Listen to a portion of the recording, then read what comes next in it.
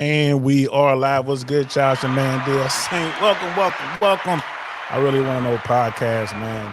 Oh, we got a good one lined up for y'all today, man. I hope y'all come through. Y'all know I'm always talking about law enforcement, and y'all know, I'm gonna keep it 100.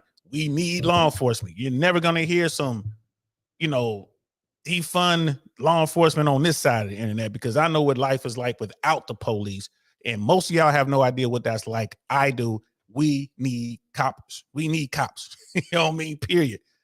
I know people don't like our legal system, but I'll take our legal system over most of the systems, almost all the systems that I'm aware of on planet Earth. I'd rather deal with this system here than deal with some of these other systems I've seen out there. So it is what it is. You know what I mean? So, and we got a brother who's going to come in here and just set the record straight on what it is, what it used to be, and what it can be in the future when it comes to law enforcement and our legal system. I can't wait to get into it. Bro, let's kick it off. And we are live. What's good, y'all? Welcome to the I Really Want to Know podcast, y'all.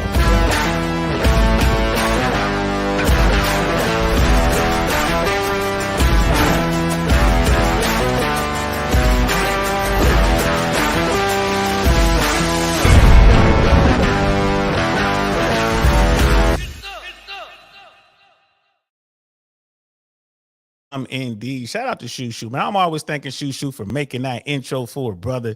I love that thing, man. And I want to get right into it without further ado. Here he is right here. The man, the myth, the legend, brother Dre Blanco in the building. What's good, fam? What's going on, yo? What's poppin'? Oh, man, I'm over here chilling, excited, man. Can't wait to talk to you, man. You know what I mean? Like our quick conversation before the show. And I'm like, I knew it was a reason I like this, brother. We got more in common than you know what I'm saying? I'm like, I knew it was something there. So, yeah, man, before we get started, for those who don't know you, I'm going to give you the camera. I'm going to give you the floor so you can tell everybody who you are, man, where you from, a little bit about your background, and then, we'll just get to the good part. What's going on? Dre Blanco from the Bronx. Originally from the Bronx, New York. Started out as a little knucklehead.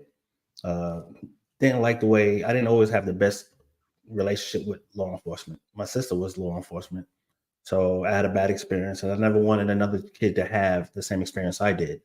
So moved down to Georgia, did odd jobs, but always found myself coming back into something law enforcement aspect. So my sister pushed me, do it, you'll be good at it. So joined the police department, where I was in a police academy with the real Nathan Daly.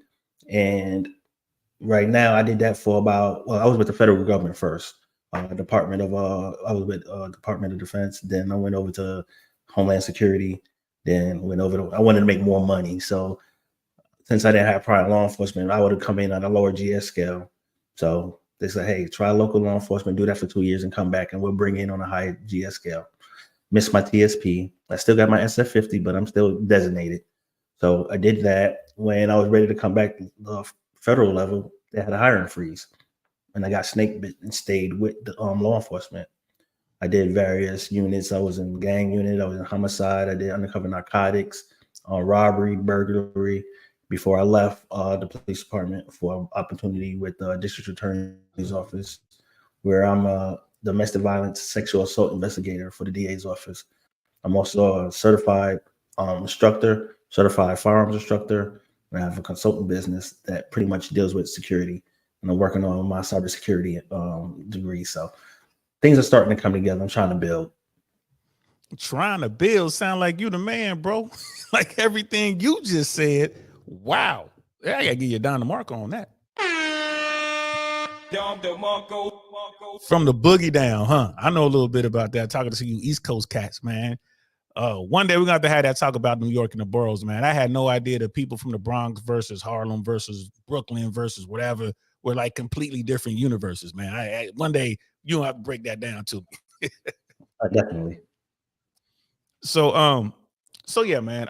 Brother Dino's in the building already, man. Like I said, I knew it was gonna be a good show. Hopefully we'll have a real active chat today. And Brother Dino, who's in the building. Dino, so what's good, man? He's like, DL, when bad cops can just drive down 3 miles the road to the new police department it's a problem. Well, we're gonna definitely talk about that. But I wanted to start this conversation off from the beginning. My biggest complaint against police, right? Because I understand the game growing up the way I grew up. I understand the game, but my biggest complaint with law enforcement is, in my opinion, the lack of effective training. And like, you're a training officer, so it's like, and I get different PDs or have different qualifications and different standards from coast to coast. My argument is there should be one standard. Anyone in law enforcement anywhere in America should have to go through this one course, and that course should be a real course with at least a 60% washout rate. I would rather have 80, but a real course that can teach you real training, real tactics that can, impose upon people the seriousness of the job. Law enforcement can take your freedom, they can take your life. So, what's your take on that? Here's the thing. Here's the problem. Each state has different laws. Each town has different requirements. So you can have a universal training where everybody studies the same thing, because it may not be applicable where you live at. If you live in a podunk town where you have like 50 folks, doing the training that I've done would be inadequate. It'd be overkill, right? But the problem is, so to put things in perspective, the way they're policing now compared to what I came in is completely different. I was in a police academy for 6 months. Most academies is only for 12 weeks. So wow. 12 weeks? That's going on right now? 12 weeks. Yeah, right now, 12 weeks. Certain departments are only 12 weeks long. So there's not much you can learn there. So you're putting the onus on the officers to get that training, right? So you're only required, you have to carry 20 hours of training to maintain your certification. 5 of those 20 are government mandated that you have to do, but they only give you like 5 hours total. And then you have to make up those other hours by different classes. So certain agencies will either talk about manpower, I can't let you go on training, or I can't let you do this, or you can only do training that's applicable for what you're doing right now.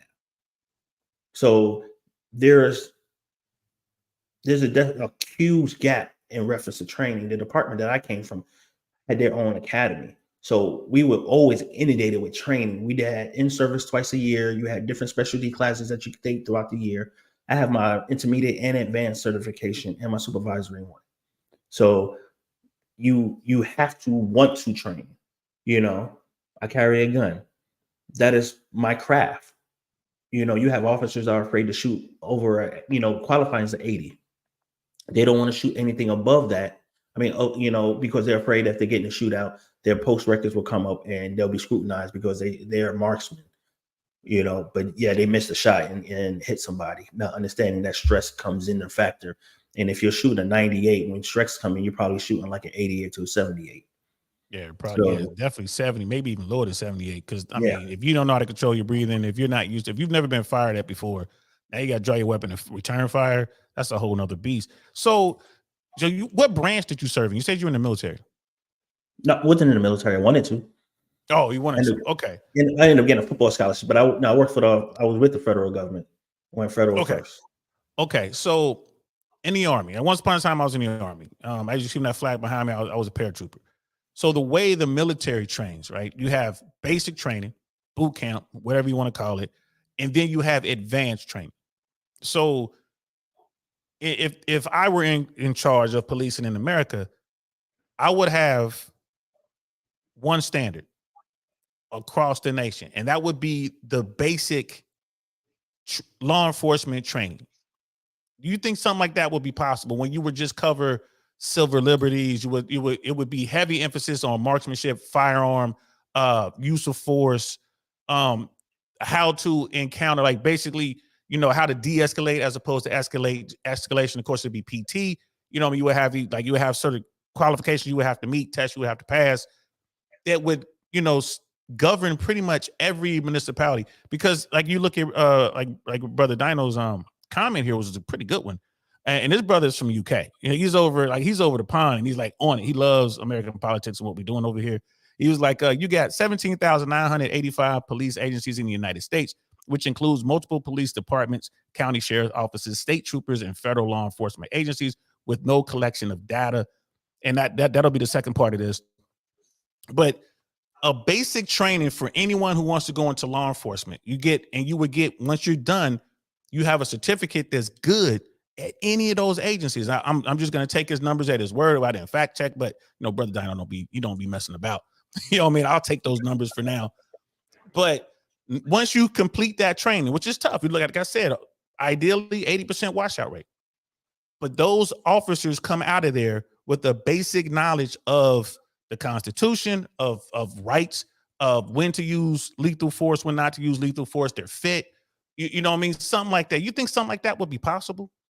That is possible. That is actually, so that is covered in 12. Everybody gets basic law enforcement procedures, criminal procedures, use of force. Use of force is in everything. You do liability. You go through the laws, your county ordinances, because again, every state is different in reference to their laws, but you're getting basic law enforcement. All right. You get your hands on when you go to FTO, your field training. That's when you learn how to apply the laws and you actually get to see what's going on in the street. Most police departments are paramilitary. So, you PT, you go on road marches, you do all that. Same thing. But I think what it is you was in the Army. I'm sure you had folks in your platoon that you like, yeah, I'm surprised they made out of basic training. Yeah. And you have some folks, you can train anybody to do everything, but you still have to have the correct mindset. And the problem is, back in the day, there was an 80% washout rate. Now, because a lot of these agencies are struggling for bodies, you have folks that are unfit to even carry a pocket knife, wearing badges. And everybody knows they shouldn't be wearing badges, but because they're so hard for numbers, it's a political game now. It's a numbers game, So you have folks that are unfit that are being passed through because they need the bodies, and these are what the citizens are encountering.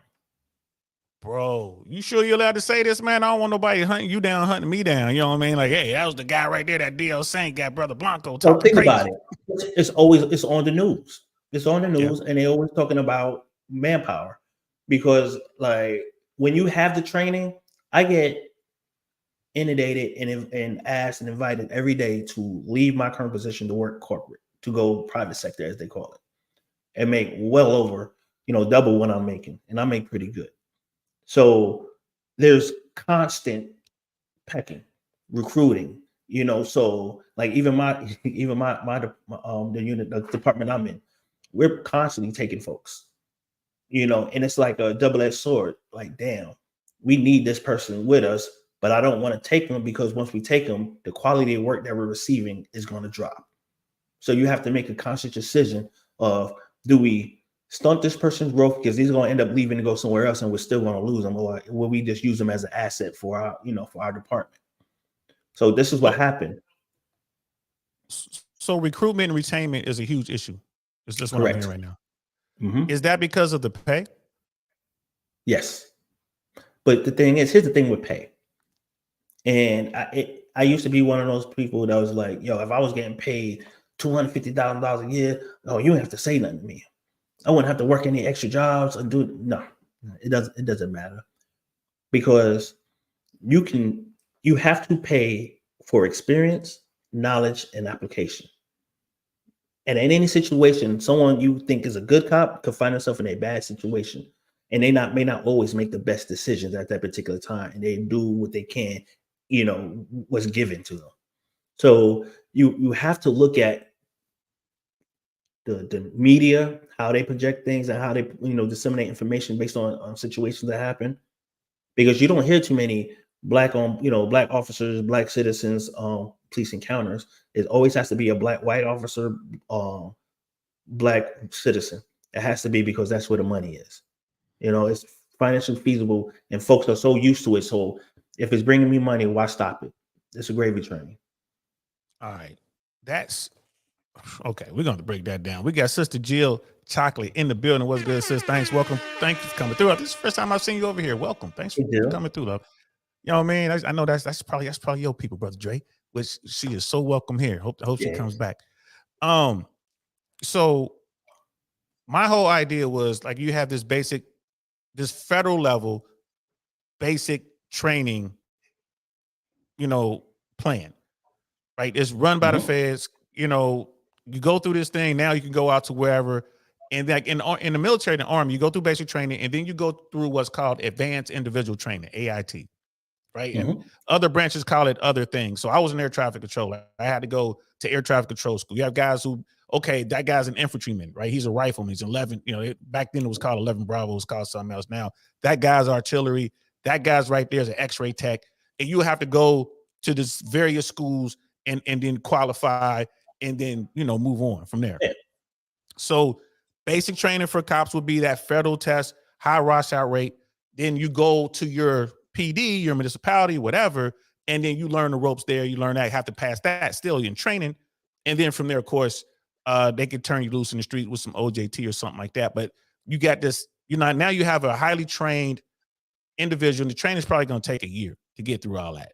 You know what I mean? So we'll love to have that, to be able to, because here's the thing. This is the level of how it goes. So you go in there to basic law enforcement school, right? During that class, you go through EVOC, which is emergency vehicle obstacle course, right?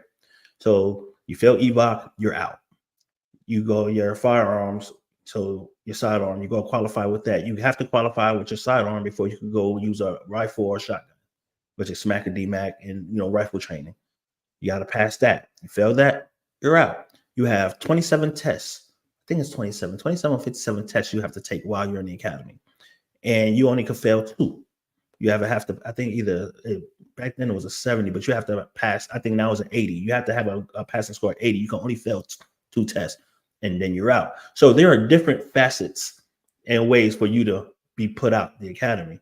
Once you are out, then you go to FTO. You're on FTO for my department was 9 weeks. All right, 3 weeks on each watch. Then once you get 2 ready to rides, then you're able to go ahead and patrol, right? But the thing is, when you're sitting next to your FTO, the first thing you can think, I can't wait to be by myself. Then when you're by yourself, you're like, damn, I wish I had this person next to me, because we ride one in a car. We don't have partners. We have territory partners. Man, and if you want to join SWAT, right? If you want to join SWAT, you have to go to SWAT school. If you want to go TRT, was our tactical response team, you got to go to that training. If you want to go to bomb squad, you got to go to bomb squad training. We have specialty schools within the police department as well, right? But the problem is SWAT constantly gets their training, right? As a detective, it was my job to find classes and hope that my department has the budget to send me to Colorado, California. When I was in narcotics, we used to go to Mississippi, Meridian, Mississippi, and go and do. Dre, you went mute. You went mute on me. Dre, you went mute on me. He'll be back, guys. And I didn't realize they had so much training, and I'm hearing the acronyms and stuff like that. And we're gonna get into it. Art and Hustle podcast is in the building. What's good, fam? Welcome. This is the I Really Want to Know podcast. We got your people. We got brother Dre Blanco. He's just taking care of the technical side there. We're gonna get him back. I'm gonna ask brother Dre about this in a second, but it seems to me that their training and their recruitment and retention seems to be a problem in law enforcement. I understand that. And a lot of that is tied to pay. I don't understand why we don't pay law enforcement more money. Like, I don't understand why we don't pay teachers more money. That's another show for teachers, but if I were in charge, I would have that training set up, as I discussed. You got basic law enforcement training run by federal officers or those who are qualified by the feds. Once you do that, you go off to your advanced training at whatever, like LAPD or down here in Hillsborough County Sheriff, or in Cincinnati, if you're going to be working for Silverton, the city of Silverton as a police officer there, wherever. Everyone has the same basic training background. Then you get where you're going to go locally, and you start your advanced training there for what you need locally. And then we would have to come up with a caveat for the advanced training, like for SWAT, EOD, which is like explosives and stuff like that. We would have to get into that. But money, money wise, I would say that all law enforcement, once they get through all their training and they start, should be basic $100,000 a year starting day one. Once they get through their training, I would definitely do that. And how would I do it? Because I'll be, well, where's that money going to come from? Well, whatever the local PD is going to pay, let's say it's $50,000 or $40,000, the government, the federal government will subsidize the rest. And that's how it would go. Because once you finish all your training, you would get that accreditation from the feds, which means you can go work. Your number is tied to your career, no matter where you work in America, no matter where you are. If you're in Silverton, if you're in Deer Park PD, Beverly Hills PD, it doesn't matter. Miami PD, it does not matter. You know what I mean? I had you there for a second, Brother Blanco. Looked like you dipped out on me. I don't know if you can see me. Hopefully he'll be back, guys. We're just going to work out the technical difficulties. But if you pay six figures plus just to start in law enforcement, which I think is fair because they're risking their lives, and more importantly, they have the ability, they have the right to take your freedom, take your life. Why are we paying them $14, $15, $16 an hour to be a cop? There's some places around here that's all they make. That's all they make. Like $14, $15 an hour. And they running around here, bro, with a weapon that they barely fired in training. So, brother Dre, you back? I don't know if you heard any of that. I kind of went off. I did. I heard all of it. Yeah, outstanding. So what do you think? And we'll say what's up to everybody. Look, we got Shoo in the building. What's good, sis? What's up, Salute to you. You know what I mean? Art and Hustle in the building. So, what do you think? Is there any chance that what I'm talking about could actually happen in America? Yeah. See, but here's the thing. Crime is being marketed as a national issue. So they're not going to allow officers to sit up there and take a year, potential officers take a year, and you're going to pay them $100,000 because it can go either way. If they have a bad experience with a citizen, all you're going to talk about is we paying our tax money to paying these officers to be rude. You can train, like I said earlier, you can train anybody to be the best that they can be, but you have to do it in a way to where they have to have the personality and the integrity to be able to do the job, and you pay me $100,000 to patrol the streets, make good citizen contact. This a year, I'll do a year, I'll do 2 years. But the thing is, this structure has been moving so much that folks are unwilling to change. They're not willing to look at the greater picture. It's been working so long. Why change? Why do we have to change anything? It's been working. We just have a few bad apples. Yeah, you have a few bad apples, but unfortunately, those bad apples are, putting a black eye on the entire industry. A black eye? I mean, they're putting people in bags. They're, robbing folks. You know what I mean? And again, granted, it's not all law enforcement. It's not all. What it is? Right? I'm gonna tell you exactly what it is. What it is because you look at the quality of folks that are hiring for the job now. Okay, you in an academy class to say 35, you may have 10 diehard that I want to be this, I want to be best, I want to come in and making a change. I want to make a change in my community. Then you come into the community and you see the problems in the community, and it far exceeds law enforcement. Your politicians, you have politicians that have these great plans of what they're going to do for these low income communities, but all they do is bleed them dry. You don't rebuild. You come up with these grandiose plans into fixing these neighborhoods and cutting crime down, but these communities never see the money. They never see the help that you campaigned on. And you use the law enforcement, you use police as a scapegoat to clean up the mess. That makes sense. I mean, and I definitely get that. And that's why I kept stressing. Oh, go ahead. I worked in predominantly black neighborhoods, but predominantly Latino communities, predominantly white. And they're all policed different. They're all policed different. I had friends that was in academy that worked primarily the white community, and they used to call and ask me how to package dope. They used to call and ask how to handle certain calls because they weren't used to it because they didn't see it. They didn't see it. Right? Your homicide units, your gang units, all your your narcotics units pulled from the high call volume precincts because they've dealt with it. They've made cases. They understand the game. You're not going to go to, I mean, you probably deal with white collar stuff if you're dealing with the predominantly white neighborhoods, the predominantly Latino neighborhoods. You're primarily dealing with, domestic violence, a lot of alcoholism, hit and runs, different stuff like that. People hit by cars, but you have to understand the dynamics in the neighborhood you work in. Right. But the thing is, it all comes down to the laws that are in place.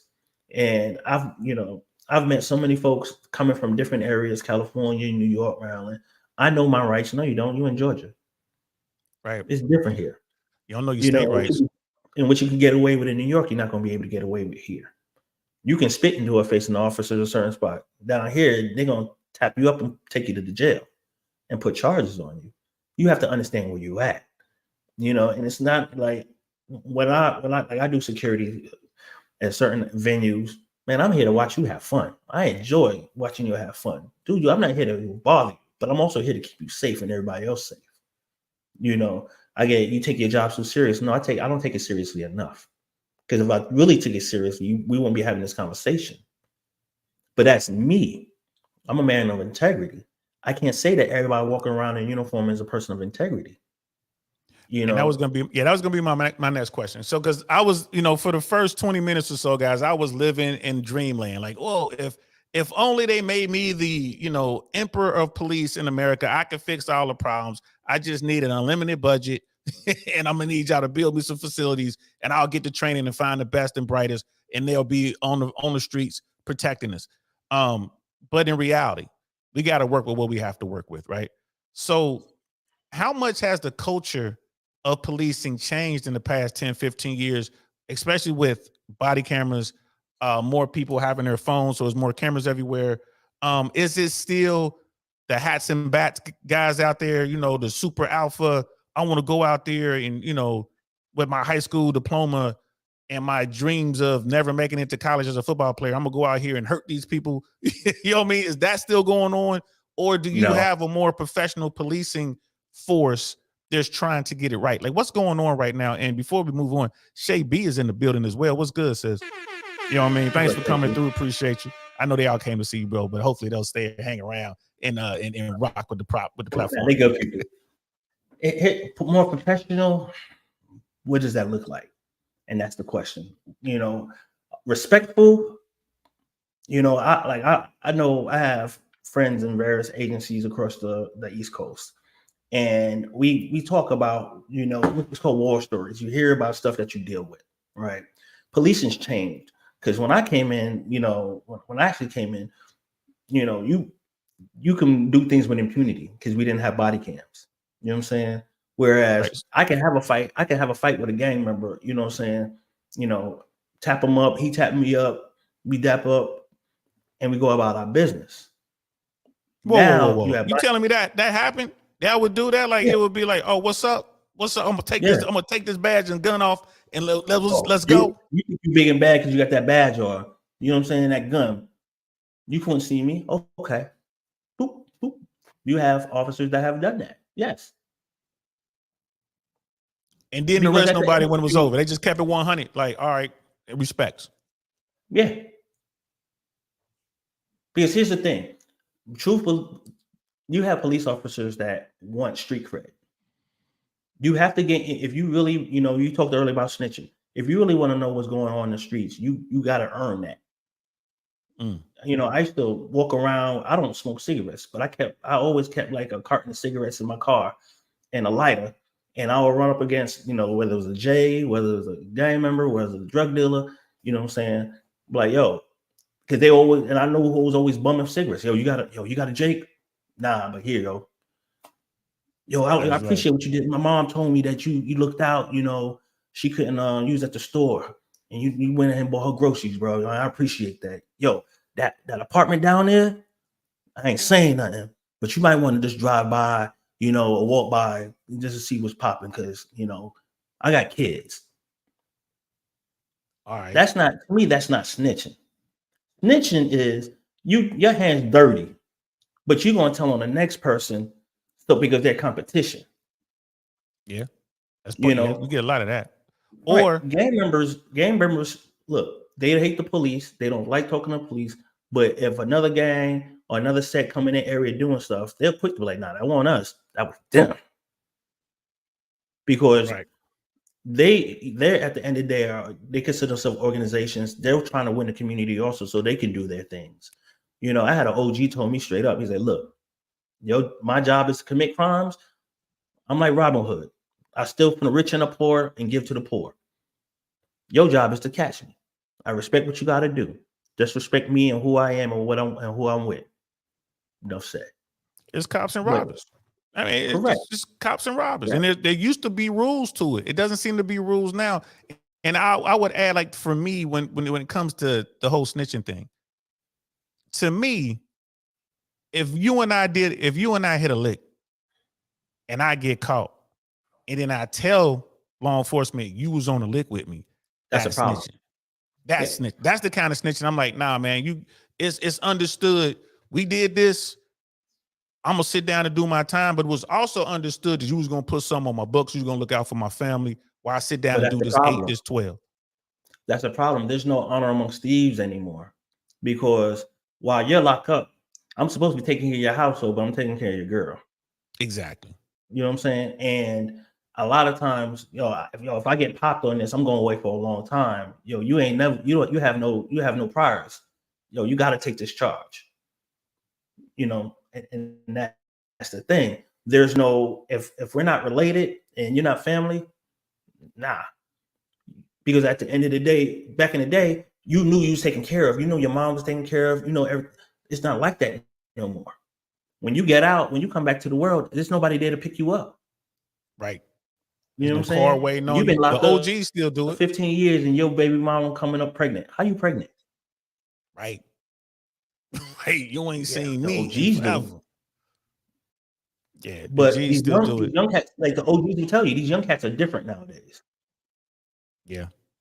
Yeah. Yo, Raheem's coming home today. And what do you mean? And yo, he one of us. Nah, yo, that's his time passed. It's my turn. Like this is it's what it is a lot of selfishness going on now. So when you have, because you like think about it, you have doctors, you have KKK members that are doctors, you have white supremacists that are lawyers. Some of these Lawyers, yeah. organizations are infiltrated, right? Same thing with law enforcement. A lot of law enforcement agencies are infiltrated, and it's not just your KKK, your white supremacist, your skinhead. You have your gang members in there. You know what I'm saying? You have gang members that's infiltrated the military. It's Oh, yeah. they get the training, come out and put them out to the street. So what you're asking, and then the problem is, you think about it, with all the crime that's going on, somebody got their hand out. Somebody benefits from crime area. Donald Trump ran on, he's the law enforcement, champion. Yeah. If you start preaching, I'm here to get crime down and I'm gonna crack down on this, that, and the other. Folks who are afraid, who've been taught and inundated through propaganda to be afraid of black people because they commit all the crimes, which is not true. They're going to vote for that because that's what you stand on. But they don't look at, they'll give you inflated numbers and say, hey, look, crime's down in this particular area. But yeah, show me crime in the entire district, not one area, because all you could be doing is pushing it to somewhere else. Okay. And that makes sense. And they do that. I'm gonna push it out of this district into that district, and I ain't gotta worry about it because I'm not over there. Yeah. I don't like that mayor over there. You know what? Hey, yeah, let's go over there. Do that over there. Don't do it here. Matter of fact, I'll drive you over there. Man, okay. So, and that's, man, because what I'm trying to get at is how much has policing changed in the past 10, 15 years? I mean, because the cameras are out. I know a lot of law enforcement guys have walked away, retired, resigned, moved on, like you said, private sector. And my take was those were the bad cops. I think the majority of people who jumped ship right away saw the writing on the wall and was like, all right, I'm not going to get away with snatching 5,000 from this dude. I'm not going to get away with having Sherry get in my car and I'm going to drive around with her and get me a freebie from Sherry. I can't get away with that no more. Right. And then you had good cops who were protecting those guys. The cameras came out. they're seeing officers get picked up and actually having to go to jail for these crimes, and they moved on.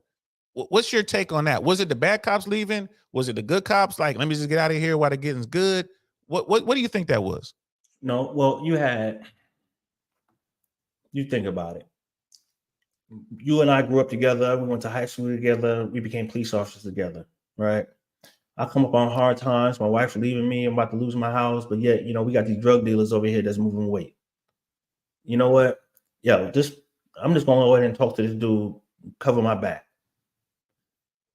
Back in the 70s, 80s, and 80s when crack was big, these dudes were getting robbed and nobody was saying nothing. Mm. You know what I'm saying? Those stayed. But you couldn't leave back then because you was worried about those officers coming back and, and harassing you and tormenting you and threatening you. Nowadays, with these folks come out here, you do something wrong, they're reporting you. Right off the rip. There is no protection, so to speak, because bad officers are called out. The problem the citizens have is because they want to see that on the news. They want to be told what's going on behind the scenes. And what that does is undermine authority because you don't know who's who. And unfortunately, you only find out when something happens. But you have a lot of officers that will report other officers for misdeeds. Like, he did this, and this. So officers today, law enforcement today, they're not protecting bad officers. But a lot of times, because of the relationship some of these bad officers have with command staff, it may or may not be handled. And I always had that mentality when I talk to my with coworkers, like, look, do not put me in a situation where I have to choose my family and you. You're gonna lose. Yeah, because this is money. I'm not gonna put my family at risk over you doing something stupid. That makes sense. I was just wasn't sure. Lady Navoa popped in for a hot second. What's good? Says she was like, Deacon, Brother Blanco, it's Wednesday, brother, Bible study. Chat fam, hit that like, shares with the homie, and comment after the live ends. Appreciate that, sis. Thank you so much. Always a pleasure. That's one of my day ones. She, sister come in here to always show love, bro. So you're telling me that now the bad cops are being reported by the good cops? Mm-hmm. Huh. And I'm gonna go into something that Doc said earlier. If any complaints or any disciplinary action done on a police officer, it goes to the governing body of all law enforcement officers. So they can't just go over somewhere else and police. It all depends what it is. Violation of policy is one thing. Breaking the law is another. And a lot of times these officers only broke, they violated department policy. So that's different. You can go, well, you did something against policy and they let you go. Yeah, you can go somewhere else. But when you start doing criminal stuff, you can't transfer to another agency when you have criminal stuff pending.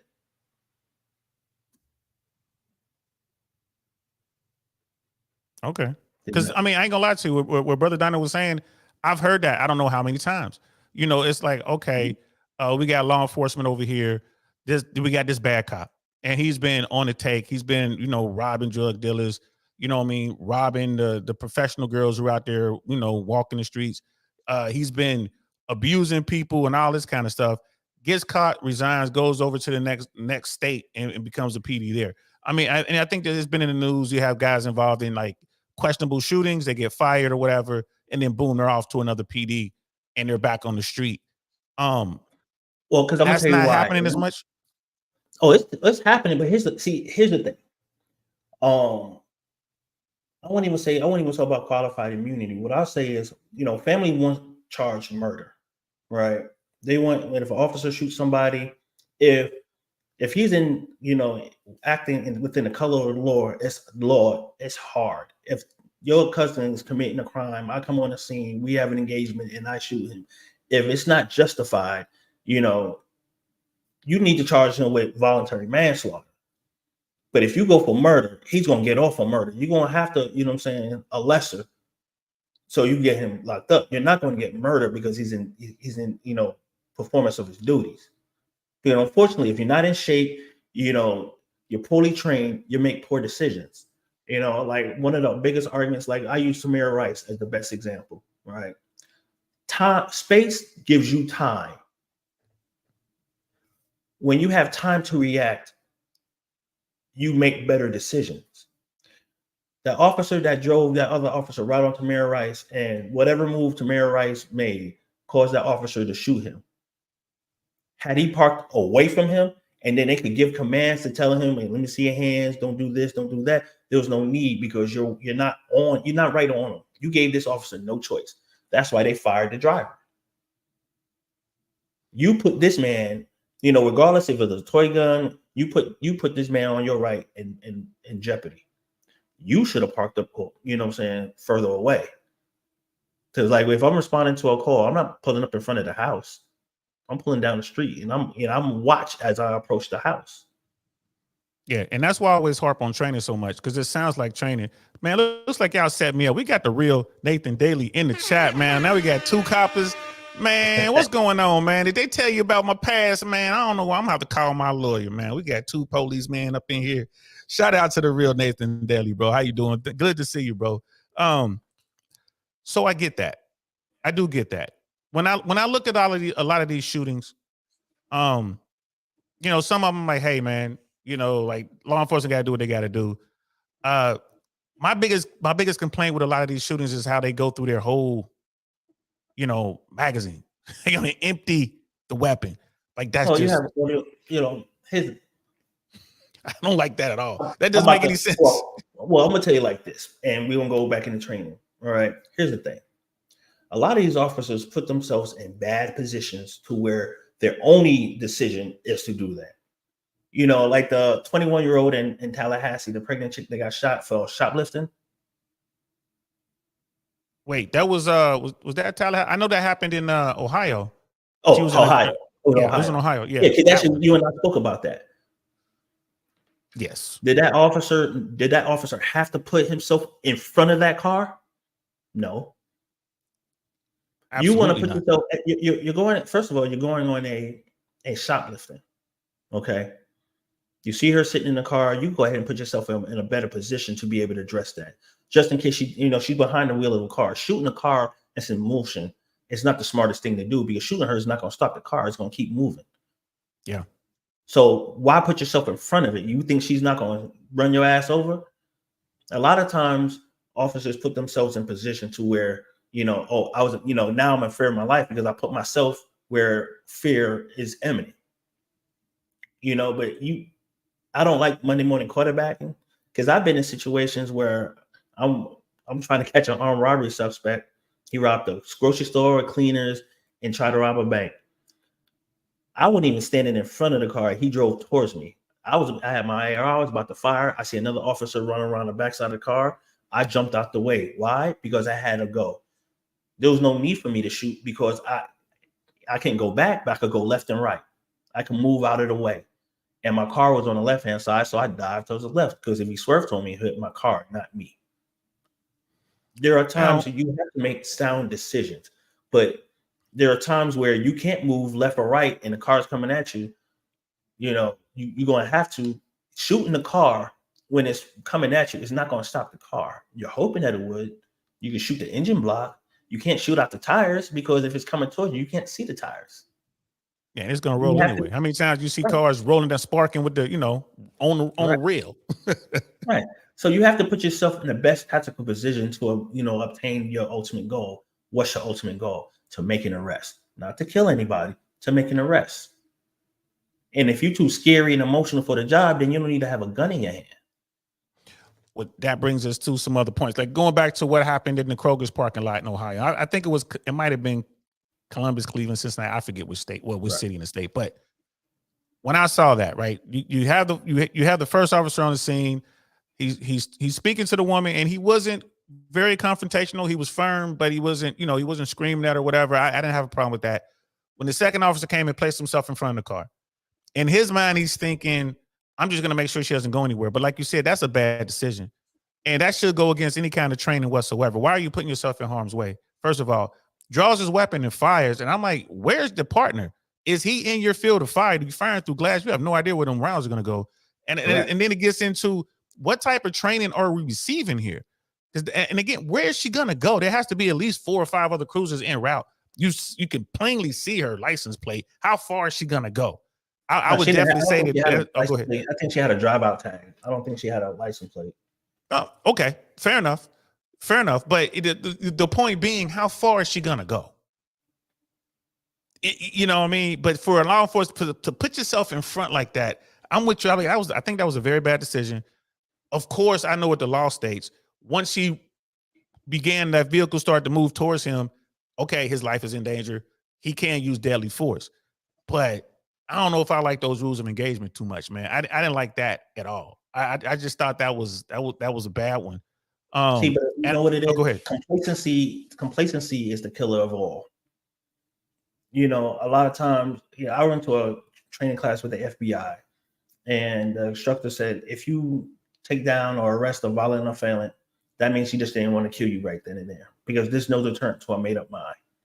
And a lot of times you get comfortable, you get cocky. I've done this 1,000 times, and that's why I hate when I hear routine traffic stop. There's no such thing as a routine traffic stop. You need to treat each one of them as an individual, because the driver doesn't know what you know. Yeah. You know, like this had to be about 15 years ago. One of my boys pulled over a car on the highway. As he walked up to the car, the driver shot himself in the head. Ooh. He's freaking out over the radio. I told the radio operator, hey, take that license plate number, send a unit over to the house to make sure everybody's okay.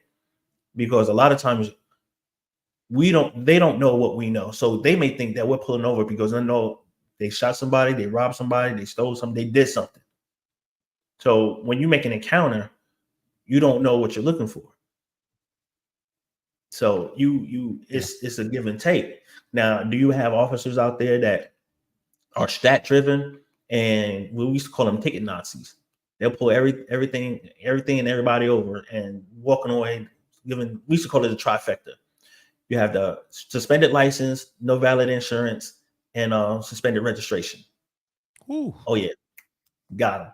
But when you looking and you working in a predominantly, I wouldn't say black neighborhood, low income neighborhood, you just gave this woman a $3,700 ticket, and you're towing their car. So now they don't have now their license is going to be suspended. They can't get their car out. They can't, you putting them in position to where now they're going to have to be a criminal because you don't ruin their life off a bad decision. Yeah, you look better just arresting them and you know what I mean, letting them keep the car. You look better just taking them to jail for the night or for the week or whatever. It'd be easier for them to recover from that. Well, here's the thing. Technically, I got to tow the car for no valid insurance. I got you. And I get that. But I mean, my point being, from the perspective of the person who's obviously poor, I would, if I'm that person in the car, like I'm driving because I have to, I know my license suspended, I don't have the money to fix all this. I'd rather go to jail for a week, but leave my car alone. So when I get out, at least I can go back to work. What I would do is, it's discretionary. What I've done is like, look, I'll hear your story. I don't argue with me, but what's going on, man? Why would you take that chance? This, that, and the other. All right, check this out, man. Bro, I gotta take your car. Your car can't even be on the road. You know what I'm saying? I won't even write you up for the suspended license, but I'm gonna have to get you with no valid insurance. Because the reason why your registration is suspended because you have no insurance. Go get some insurance on the car. It don't take much. You know what I'm saying? Get liability, and then as soon as you get that, send that over to the DMV and get your car out tomorrow. All right? Or move to Florida. Or you can move to Florida and don't worry about insurance. People down here is something else, man. I'm telling you what. But you know what the thing is? A lot of times, man, here's the crazy thing. A lot of times, a lot of these dudes that are driving dirty is because they might be back on their child support and they suspended their license. Yeah. Yeah. You know what I'm saying? Yeah. And it's like, but that's a whole nother, that's Pandora's box. Right, but it's a lot. But again, it goes into the laws, and we're putting, how you change the laws? Instead of worrying about who's president, vote for your judges, your mayor, your councilman, your council. Those are the elections you need to pay attention to, because those are the ones that create your county ordinance.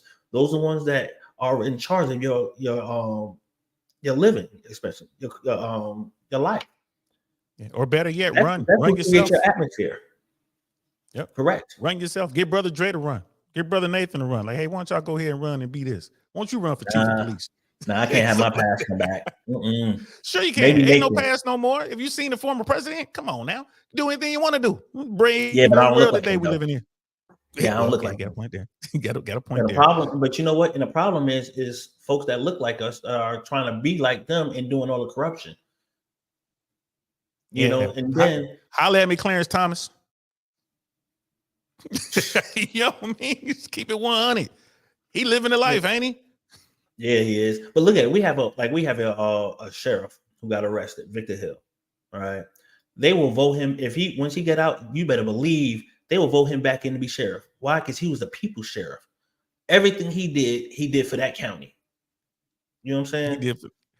You know, I gotta do this real quick. I gotta drop the link for Nathan. You know, he got something to say. I gotta drop the link. I see. I'm like, man, I'm gonna be reading a lot of chats. Let me just go ahead and drop the link for you. Ain't nobody gonna gang up on you though, so you ain't gotta worry about that.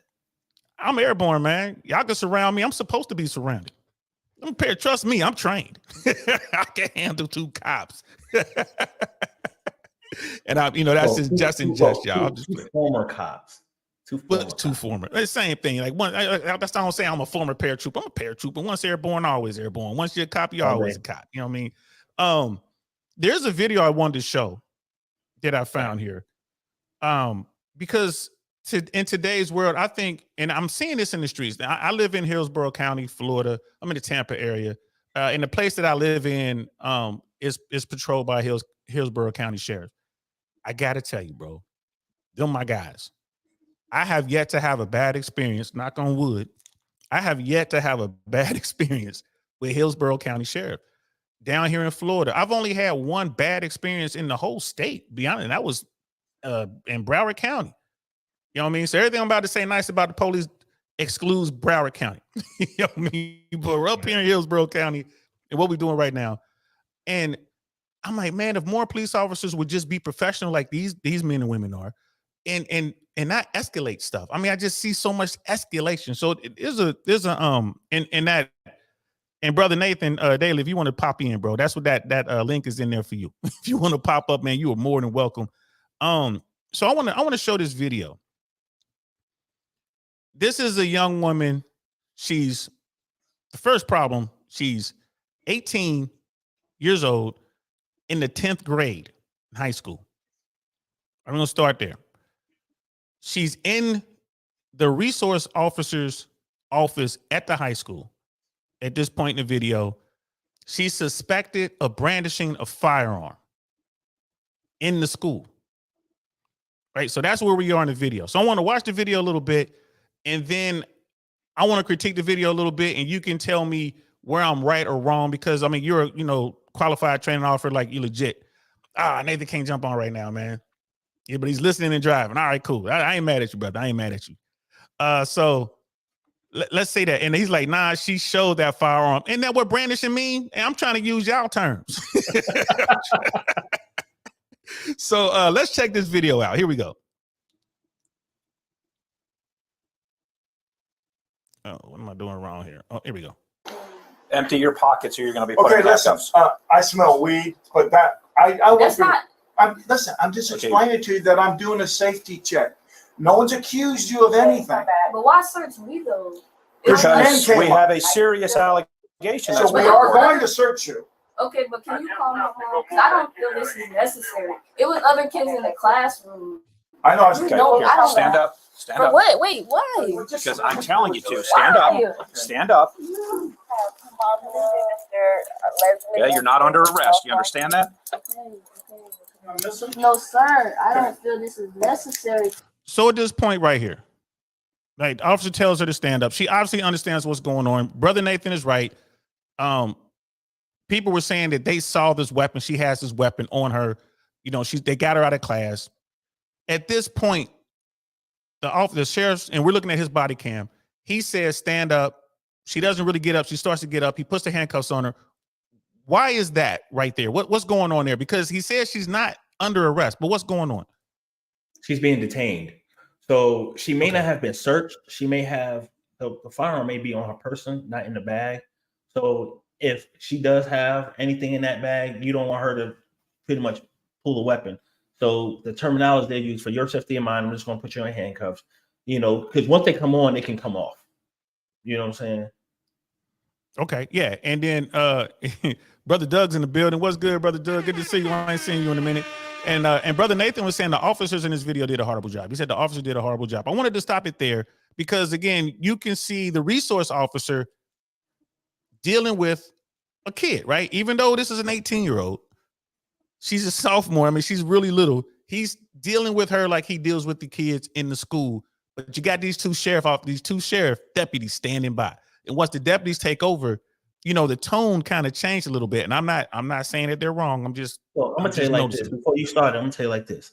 When you have a school resource officer, that like we have school police with all the schools here in Georgia, right? If I'm sitting in the school and the resource officer is talking to this kid, I'm shutting the hell up. This ain't my jurisdiction. This is his house. Oh, really? Yes. I don't, unless he directs me to do something, I'm not gonna undermine him. I'm here to support you. You know this child better than I do. And I'm not gonna interrupt him, let him talk. A lot of times ego gets involved. Yes. You know what I'm saying? And like my badge in the other room. Badge is about this big.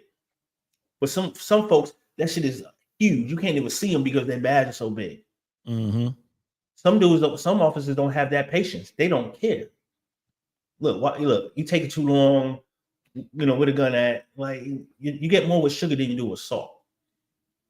But you'll see, like, go ahead, you play it. We're gonna play some more. And we didn't start this from the very beginning, but when the sheriff deputies got there, the resource officer and the sheriffs were talking, and he's like, "Look, I'm gonna get her out of class. I'm gonna bring her here, and we're gonna I'm gonna get her to consent. I'm gonna go check her backpack. We're gonna consent to her," because they didn't know, but they suspected where the weapon was on her person. So they talked about this, but this part was not part of their conversation. They were like, "Okay, at this point, I'm just gonna snatch you up." Like, so that's to your point. Mm-hmm. You know, now it makes sense because they're supposed to be there for support to support the research. So, okay, so let's get back to it. Here we go. Search me though. I just want to get close on. I can't hear you, hon. You got a what? I gotta use the bathroom. Okay, well. Okay. Probably some. I bet you that's common. I gotta go bathroom. Yeah, okay, just hold on. That's pencils, bro. Okay, That's pencils. okay. Don't be upset with me. I'm I'm not upset with you. But why are y'all searching me? I told you why. Oh my God. Go ahead. Resource 232. I've got. You got nothing on it. Okay, I'm gonna step out for a second. Stop. I'm gonna step out. Okay. Bro, come on. Come Mike, on, 0. bro. Come on. Oh my God, bro. You come on, fix that. And there it is. Son of a bitch. There it is. So they went into her pocket, and sure enough, there's a firearm. You know, look to me at a glance, I don't know, 25, 22, something like that. Maybe a baby 380, I don't know. So she has a weapon in her pocket. So at this point, what happens? If this is you handling this, you've already established that you wouldn't have done this without the resource officer saying, "Hey man, go ahead and do that." You know, take her into custody. And if you're gonna search them, or is that standard to I'm gonna restrain you and then search you? Because you know in the movies it's like put your hands up, you're up against the wall or whatever, and then they're searching you, but you handcuffed. Is that standard? It is, because especially, see, here's the thing. You can't control them when they have their hands on the wall. They can move, whatever, and as you go into their pocket, handcuffs, you can control their arms and you can properly search. So it's common. You know, we had some teenagers, you know, walk up to my parking deck where we all park our cars and decide they want to start breaking into cars. And they saw us come out and like, yeah, everybody that walked out the door had badges. And now they want to leave. So we stopped them. And dude had a bulge in his hoodie, and another one had a bulge in his pants. So all right, so we're gonna wait for more folks to get here so we can go ahead and search them. So when you search them, when you want to search, you go ahead and put them in handcuffs, because if you don't, the fight is on. Because if I find, if I find what you hiding, you're not gonna want to go to. You ain't gonna be like, you got me. You gonna throw some blows trying to reach it to, to get out of there. That's how we're thinking, you know. So to avoid that situation, let me put you in handcuffs and search. Okay. So if I find it, there's not much you can do. You know what I'm saying? Your hands are restrained. And that's not a violation of my civil rights. Nope. Because Okay. we're in the middle of an investigation right now. You're being detained. You're technically under arrest, you know, because I'm restricting your movements. You can't go anywhere. But I'm detaining you. I put the handcuffs on you to make sure that, one, you're safe. Two, to I find out what's really going on. If you did nothing wrong, my apologies. Handcuffs off. Here's my card. You have any questions? You want to file a complaint? This is who you need to talk to. Boom, boom, boom. If I got you, I already have you in handcuffs. So that's half the problem. I don't have to worry about you fighting me, you know, or trying to keep me from, you know, getting whatever you're trying to conceal. Yeah, or running away, because it's hard to run when your hands are behind your back. Right. So, okay. And then one last question I wanted to ask you, and I'm just being curious, a little bit of devil's advocate, a little bit of just curiosity. In that scenario, they're on the parking lot deck, and you said they were breaking in, you know, they appear to be breaking into cars or anything like that, something like that. How does that play into it? So when they come to say, okay, Officer Blanco, why did you stop? You know, why did you do these things? Okay. What constitutes a suspicion? I guess is what I'm trying to ask. Oh, really? Let's see. First of all, or on our floor, there's no reason for anybody other than folks that work in that building to be on that floor. One. Okay. Two, it was 96 degrees. You have on a hoodie and you have on a mask. And you sweat. Like you sweat, but you got this mask on. And you got your hands in your pocket. Like, what you doing? Why are you standing between cars on this floor? You're not parking up here. Why are you here? Then it was, oh, we trying to stay out of the rain. Well, you don't have to be on the third floor to get out of the rain. They have cover on the first floor. If you're waiting on the bus, you just walk straight and walk to the bus. There's no reason for you to be up here. Then we found several cars that had busted windows. Okay.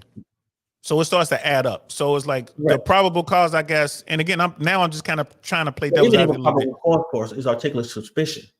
Suspicion. Okay. Right. Okay. I can articulate why we stopped them. It's articulate with reasonable suspicion, ARS. So we got to have that, like, okay, something ain't right. Because one, you ain't supposed to be here. You know what I'm saying? And it's not profiling because they're, black teens, whether you can't tell they had on masks, right? If you don't have, first of all, if you don't have ID, you don't even need to be up there. You know what I'm saying? We've watched folks park their car and try to get into our door, like, oh, no, we're on the wrong floor, get in their car and drive off. These kids, 16 and 15 years old, first of all, where they went to high school was 45 minutes away on the bus, maybe an hour and a half on the bus away. What you doing over here? Right. Okay. Especially when you live walking distance from your school. Why are you here? Okay, so that makes sense to me. And because I was just curious. I mean, everything you said makes sense to me. Like if I were there with you guys, yeah, it's the first thing. Like, why y'all here? Y'all don't match. What's going on here? Like everything you said makes sense to me. And then when you they look suspicious. You're doing this. I'm seeing bulging, whatever. All right, I'm gonna handcuff you for my safety as well as yours. You know what I mean? And then someone says, "Hey man, there's broken glass down here." All right, let me see some ID. We don't have any. All right, you know what I mean? So it's just like I now I'm with you. It's like, all right, bro. And then now I'm like, hey, let me know now. You have anything on you that could cut me, hurt me, disable me? And, most officers like, you got any bazookas, any machetes, anything on you that I need to know? No, I'm gonna pat you down. All right, you do a non-abrasive pat down because they're not arrested yet. Pat them down. Hold up. All right, what's this? You can't manipulate pot. But I feel something. Now I believe that you have a firearm on you. All right.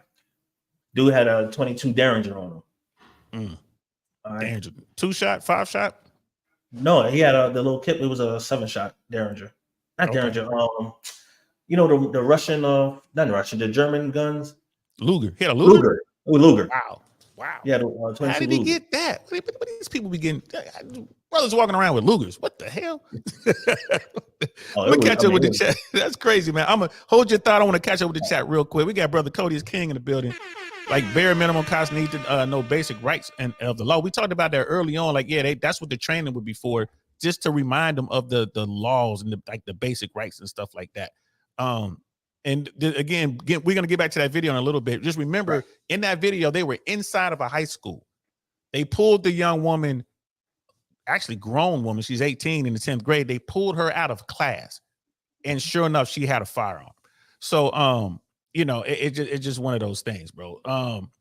And I just wanted to catch up with the chat real quick. We got Sister Red Lipstick in the building. What's good, sis? Always a pleasure to see you. Thanks for coming through. I be trying to jump on everybody's podcast, man, but sometimes I just don't have time. I got to cook. Like tonight, it's hamburger night. My daughter wants these turkey hamburgers. I got to be Chef Daddy tonight. You know what it is. You see my Instagram. You know I'm in that kitchen cooking too. So exactly. And then Brother Nathan was like the officers did a horrible job, meaning they could have got a lot of people hurt. Ooh, definitely want to talk about that. I wish you could talk to us, bro, because I don't understand. Like I thought that the part I didn't like about these sheriff officers, especially the male sheriff whose body camera we're looking at, it was his attitude. That's what I didn't like. It seemed very unprofessional to me. And it was like, bro, what are you trying to start something with a little bitty person? I get it. She's 18, but she's a little bitty person. You got the weapon. You got her restrained. What's up? What's with all the tough talk? That's what bugs me the most. Would you say that's the prevalent attitude these days? But no, but that's the ego. Like, here's the thing. We used to always say, even Nathan, like, yo, you got him. Why are you talking trash? If you know what I'm saying, like, it's unnecessary. Truth be told, it's unnecessary. But I think so. Here's the thing. Let's see, allegations, guns. She's way before she made it into the office. Correct. So as soon as you pull her out the class, are you like putting her in handcuffs and execute the search right there? I went into I think what Nathan's talking about is there's an allegation of firearms. She don't know you coming. As soon as you pull her out of the class, have her handcuffed. Right then. Have her handcuffed. You don't have to search. Don't search in the hallway. Just bring her back to the office. You can conduct the search in the hallway. I mean, in the office. Because if you try to conduct a search and it goes bad, you putting children in danger. So you're saying just restrain her because she may like, have a weapon on her person. You don't know she has this weapon yet. She may have a weapon on her person. You don't know if it's in the bag. You don't know if it's strapped to her leg. You don't know if it's in her pocket. So let's go ahead and restrain her arms. Let's walk her to the office where we can execute the search in a more controlled environment. That makes sense. Right. What's going on? Don't worry about it. Listen. Listen. We're just gonna put these handcuffs on. We just detain you. Some stuff come to our attention, and we'll deal with it in my office. But for right now, we're gonna put these handcuffs on you. Bring her in there. Then once you're in there, you have the conversation. Right? You have the two officers on both sides. Shut the hell up. Let the school resource officer handle it. Because at the end of the day, the principal has control of that office, that school. If the principal said, "I don't want her arrested," it's kind of hard for you to arrest them. And the principal says, "I don't want to search," because Brother Cody brought up a good point. He didn't get to see the very beginning when we were setting it up, but this particular student happens to be 18. Yes. So she's an adult, but she's in a class full of children. So correct. Cody had a good point. So how does that work? If you suspect a minor of having a weapon, and like you said, you do everything, we're going to take you out of class, we're going to handcuff you, secure you, get you to the office. Are you then supposed to notify the parents? How does that work? Yeah, you notify the parent. And do you wait till the parents get there? No, you wait till the parent come to question them, but you can search them before the parent gets there. Okay. And anything you do, you say, I guess ultimately the principal, because this is taking place in the high school, the principal is responsible? The principal knows, hey, the principal, these officers aren't conducting anything without the principal knowing what's going on. Okay, so they can't even get on the property without the principal saying, "Come on." Right, because the police officers were called, so the principal know the police officers are coming. Right. That makes sense. And they were at the very beginning. The resource officer was saying, "Hey, I'm glad you guys are here," and told them what was going on, gave them a brief. Man, this is crazy, man. Especially now with all the weapons in school. I never thought about it. So Cody made that point. I'm like, that's right. You would think that's a minor. How do you proceed with that minor? Like you're checking the bag. Like, do minors have rights the same as, like a grown American? What do you mean in reference to, search and seizure with reference to if a minor committed a crime, like I can't interview like, well, here in Georgia, if you're under 17, you're a minor. So I need your parents present, before I can question you. But I can search you. So this is exactly how I handle it. If I came on there, school resource officers say, hey, we have a student here who possibly is armed with a firearm. I'm gonna pull her out of the class. I'll say, all right, I'm gonna let you do the talking, but I'm gonna let you know as soon as she comes out the class, I'm gonna handcuff her. Okay?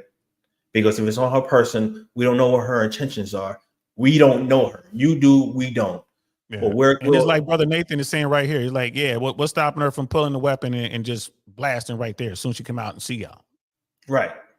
So you pretty much, whatever thought she has, you done deterred that by handcuffing her. You know what I'm saying? Then you let the school resources talk to you. As soon as you get in there, hey, for our safety in the hour, you could tell her, hey, we got word that, you was brandishing a firearm. Is the firearm on your person right now? Yeah, where is it? Because we're going to pat you down.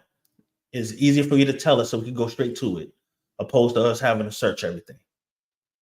All that talk that was going on in that video would have been mitigated had they went in and searched her as soon as she got in there. Talk to her like, look, this is what it is. Where is it?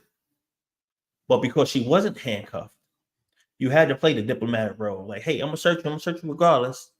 And I'll have to watch it again to see if she moved her hand or something that caught. But something caused these officers to finally click, like, let me go ahead and just handcuff her. I think what it was, and I could be wrong, it's just me guessing here. The male officer got frustrated with the line of questioning. I think that's what it was. He was like, I'm tired of this, because he wants to search. Right. I think that's what it was.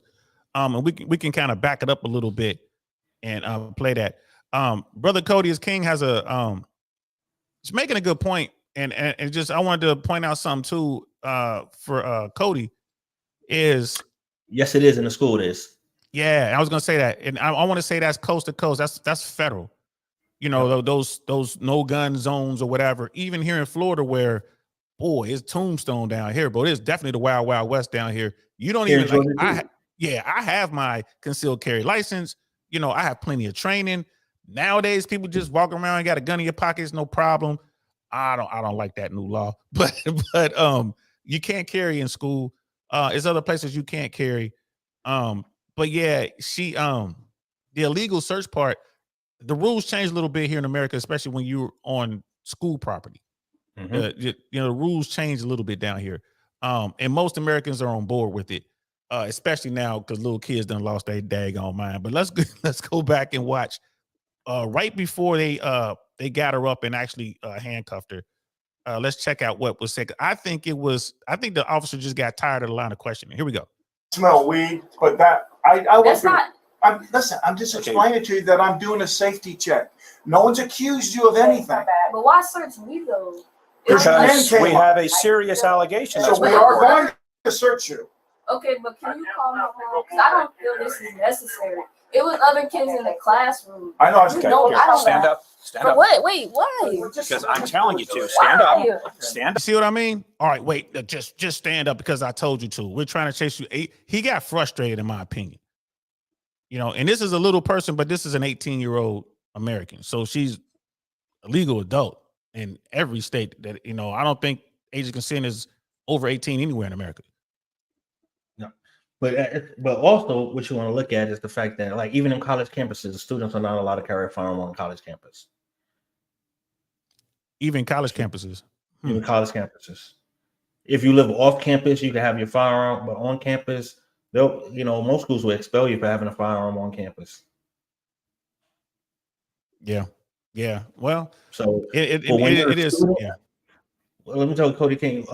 When you are a student at a school, your private rights, legal. No, that's not illegal search and seizure when you're a student, because that pretty much you're consenting to is implied consent, because you're in a school. They can talk. They can go in your locker. They can search your lockers. They can do whatever they want. This ain't your house.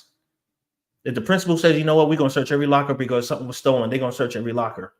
They'll send messages to the parents. Such and such happened. We have looked at every student's locker, boom, boom, boom. She's 18. She is an adult.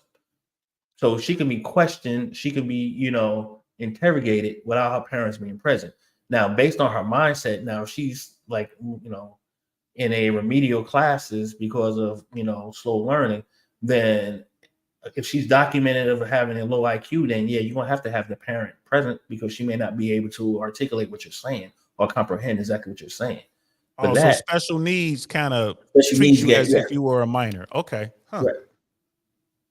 Huh. But I mean, Cody has good points. I ain't gonna lie to you, like especially down here. But in schools, almost all Americans, you know, the right, the left, they're all agree they don't want that. You know, but then you got some people saying teachers should be armed. I'm like, bro, y'all not thinking. Y'all are not thinking. But think about it, teachers getting their ass beat in class. What do you think they're gonna do if they're not trained? They're gonna go ahead and pull that shit out and shoot somebody's kid, and it's gonna be an uproar. It's gonna be a problem. It's going to be a problem. Just, you know, so yeah, I mean, the video goes on a little bit. Like, you know, they found a weapon, of course. And of course, she went on to get arrested, and then they showed her mugshot and all that. So it's not much more to it. But my point was, like, dude's ego and the way that he handled the male officer, the male sheriff. I mean, if I were in command, I'll write that dude up just based on this video. I'm like, all right, man, we're going to have to get you some remedial training. This is not how you talk to people. Verbal judo. That's what we call it. Verbal judo. Verbal judo. So how often can you do that before they can suspend you and or fire you from the force in your, or is that something they even do in your experience? Well, my old department now, you're getting written up for cursing. Nathan's old department, you get written up for cursing. You know, and if you continue to do it, you get suspended. You want to hurt a police officer, you hurt his pockets. How you hurt him? You give him a couple days in the street. Days in the street means it's suspension. Right. Yeah, we called it in air traffic control. We called it days on the beach. You know, I got 3 days on the beach. Yeah, put that in conjunction with my days off. I'll go on vacation. Yeah. So what it is sometimes what I had like in my career, what I learned is, you know what? Men who don't have children don't know how to talk to children. And you have to be, when I have you in handcuffs when you're a child or an adult, I'll let you talk trash. Go ahead, I got you. There's no need for me to talk trash to you. You can say whatever you want. Talk about my mama, you can talk about my baby, you can do it. You don't know them. I don't care. You're handcuffed, so you ain't gonna put your hands on me. Do your talking.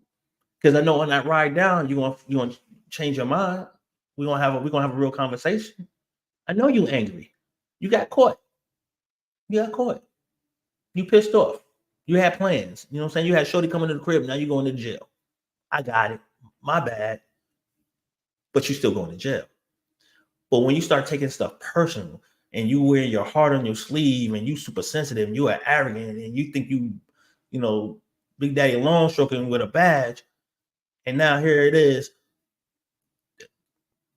you know, you call it lack of respect. I don't respect you. You're beneath me, whatever. So have you. It's a personal problem. It's not a police problem. It's a personal personality problem with that officer. It was unnecessary. Because here's the thing, Dio. I get the body cams. I have to watch the body cams. I have to do a report on the body cams, and I have to send something back to the department like, look, you might want to go ahead and talk to this officer about this, that, and the other. It's hurting my case. Based on what he said on body cam, he's pretty much a witness for the defense. I don't care about what he thinks about my victim. I don't care. Keep that shit to yourself. Don't voice it on body cam. You're hot. You know, and that's a problem. You have officers that lack discernment. They don't know when and when to talk, when and when to express their feelings. You know, when you're on a job and you're dealing with a victim or you're dealing with a potential suspect, you got to treat them with respect because you don't know what their circumstances are. Now, I understand if she took a swing at him and she acted, belligerent and she was disrespectful. Okay. You say your piece and call it a day. You say green light, right? If they do all that, green light. Okay. Huh. You know, and Brother Cody, and Brother Cody's bringing up good points. I ain't gonna lie, he's bringing up good points, but it's really hard to balance, the Constitution with personal liberties and safety for children, especially in school. But Brother Kelly was saying that, you know, searching her person is not the same. Is not the same as the school searching their property. And, you know, those type of arguments, especially down here, they leave to the attorneys. I mean, that's when like appeals and stuff like that come in. But law enforcement every day, you know what I mean, every day of the week, this is how they're going to handle that situation for the most part. They're going to search. Like either they're going to, you know, whether they're going to, you know, like handcuff the person when they come out of class and then searching in a secure area, or however, or the way they did it here, where they didn't handcuff until the last moment, but they're going to handcuff and they're going to search. That's going to be like standard across the board? It's supposed to be standard across the board. Complaints to officers won't do it because they think that I'll get them before they get me. You know what I'm saying? So it's like him handcuffing her was why he handcuffed her is because he was tired of hearing her mouth. You know, just listening to her talk. I'm tired of hearing you. Let me go ahead and put these on. Because he was already frustrated. I think that's what the banter afterwards were. He was just frustrated. I don't know. Yes. Look, hey, I used to be like, look, I don't know what you had going on today. It's not my problem. Don't take that out on me. You know don't make it my problem. Correct. You know, I'll give you an example. Like when I was on a specialized unit, and we used to they changed the name from roadblocks to safety checks. So we did a safety check, right? Dude blows through the safety check, give chase, you know, and the officer who almost hit got out the car, pissed off, pulled him out of the car, put him in handcuffs, checked his pockets, and he had like $8,000 in his pocket. He's like, I'm gonna take your money and put it in property. I said, no, the hell you not. You're gonna take his money and put that shit back in his pocket. I said, don't let your ego get you fucked up. Give that man back his money, put it back in his pocket. But why? I said, you know how much money he got? All he has to say is, hey, $5 is missing. Oh, I had $10,000, not $5. That officer took my money. Prove that he did. You should have never took his money. Put that money back in his pocket. That shit going with him. Let them I took 20 out there. Like I took 20 out the bank. I had 20 on me. You know what I mean? Where's the rest of my money? I could prove I took the 20 out the bank. Right. So ego gets officers in trouble because a lot of officers think, well, if you don't get complained on, that don't mean you were doing your job. Bullshit. Every time I went to IA was because of somebody else. I had to sit down and write a statement based on somebody else's actions. The complaints I got rarely got to me. I mean, bro, I'm hearing you. And it's just, when I was, like I said, once upon a time, Uncle Saint had a different life, y'all. I'm just going to let y'all know up front. I had a different life. You know what I mean? I may or may not have been doing things that was on, you know, that it was approved of the law. But I only really dealt with the bad cops. The guys that were like the real bad cops we knew to stay away from, and we knew what they were trying to do. And then the cops, I call them bad because they were protecting those guys. Those guys that handcuff you, throw your hands behind your back, and then drop you on the car. You know what I mean? Hide you on the hood in the summertime. It's all hot. They got you on the hood. You know what I mean? Or like illegal searches and all the rest of it. And we're talking about back in the late 80s into the 90s. Man, I wish I came across more officers like you, man. It didn't seem that there were any police officers out there with integrity. I never came across them. I'm sure they were out there. But I mean, what do you say to folks like that? Do you say, I mean, because obviously you stayed and you did what you did and continued on with your career. But what would you say to someone like me who was like, come on, man, all I saw was bad cops? I'll say that's subjective. And I can't argue with it because I can't argue your experience. What I can say is, you know, you might have met some good cops, but it was surrounded by some bad ones. You know, I always told somebody what I was going to do to them before I did it. If the car is hot, if the hood is hot, my bad, I'm bringing you over here. I always put them by my trunk. And I would tell them, like, look, hey, you know, hey, do you mind if I pat you down and make sure you don't have any weapons on you? Sure. Just do me a favor. Keep your hands on the car. If you remove your hands from the car, I'm going to take it as a sign of aggression, and then you're going to eat this hood. All right. You don't need to point. You don't need to say anything. Just answer my questions. All right. You can do that, right? You understand? Yeah. Pat down. Right. This is what happened. So-and-so said this, and this. I'm just making sure you don't have anything. Well, hold on. Wait a minute. I told you. Keep your hands on the car. If you take your hands off the car, I'm gonna take it a sign of aggression, and you're gonna eat this hood. I'm trying not to have you eat this hood. Mm-hmm. You know, whether you were 5'4", 6'5", it didn't matter.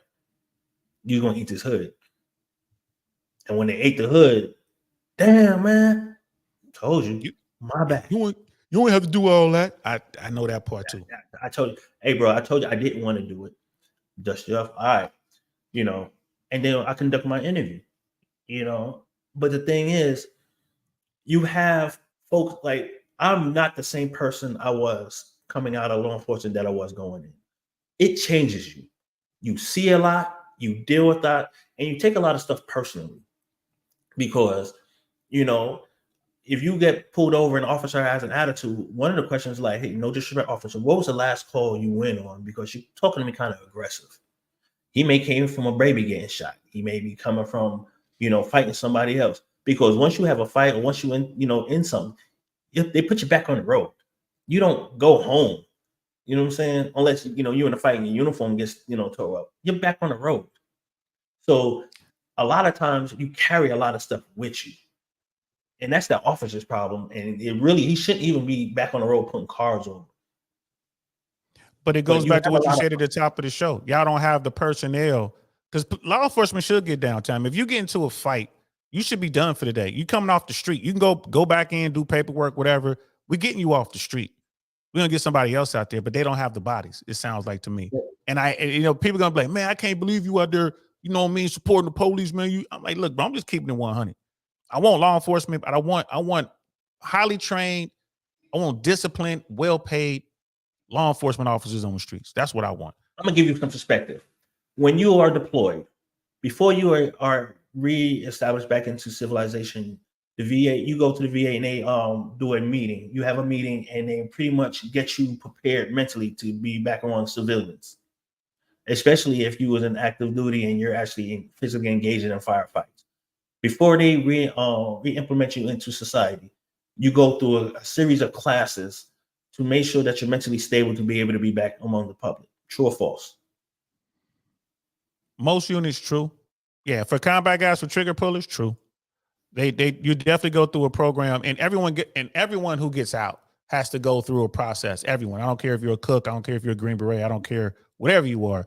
Everyone goes through that process to integrate you back into civilian life. Absolutely. Well, there's none of that in law enforcement. I patrol next with I work with Marines, Army, Navy, and so you dealing with all that. You come in, you get off the road, you go straight into law enforcement.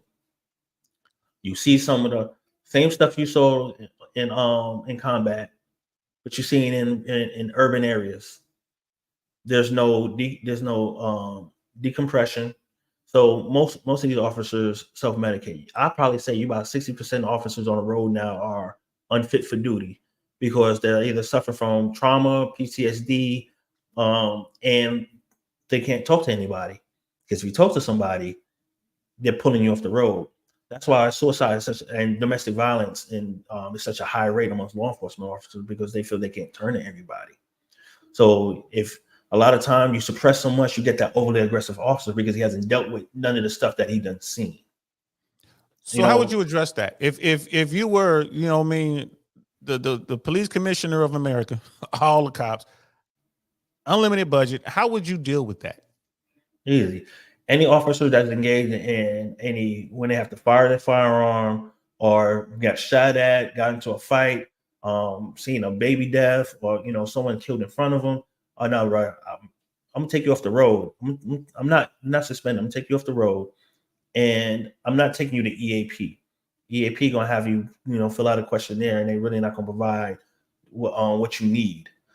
We're gonna have chaplain on staff. We're going to have psychiatrists and psychologists on staff. So someone you can talk to after every shift. Because a lot of times what we used to have was called choir rehearsal. After your shift, we either go link up somewhere, we either eat and drink, or drink and drink. You know what I'm saying? And then go home. Yeah, I do. We've had officers. We have officers on the range drunk, swing. Now that's unacceptable. Right. That's But that's what it is. that's unacceptable. Like, no, we can't have that.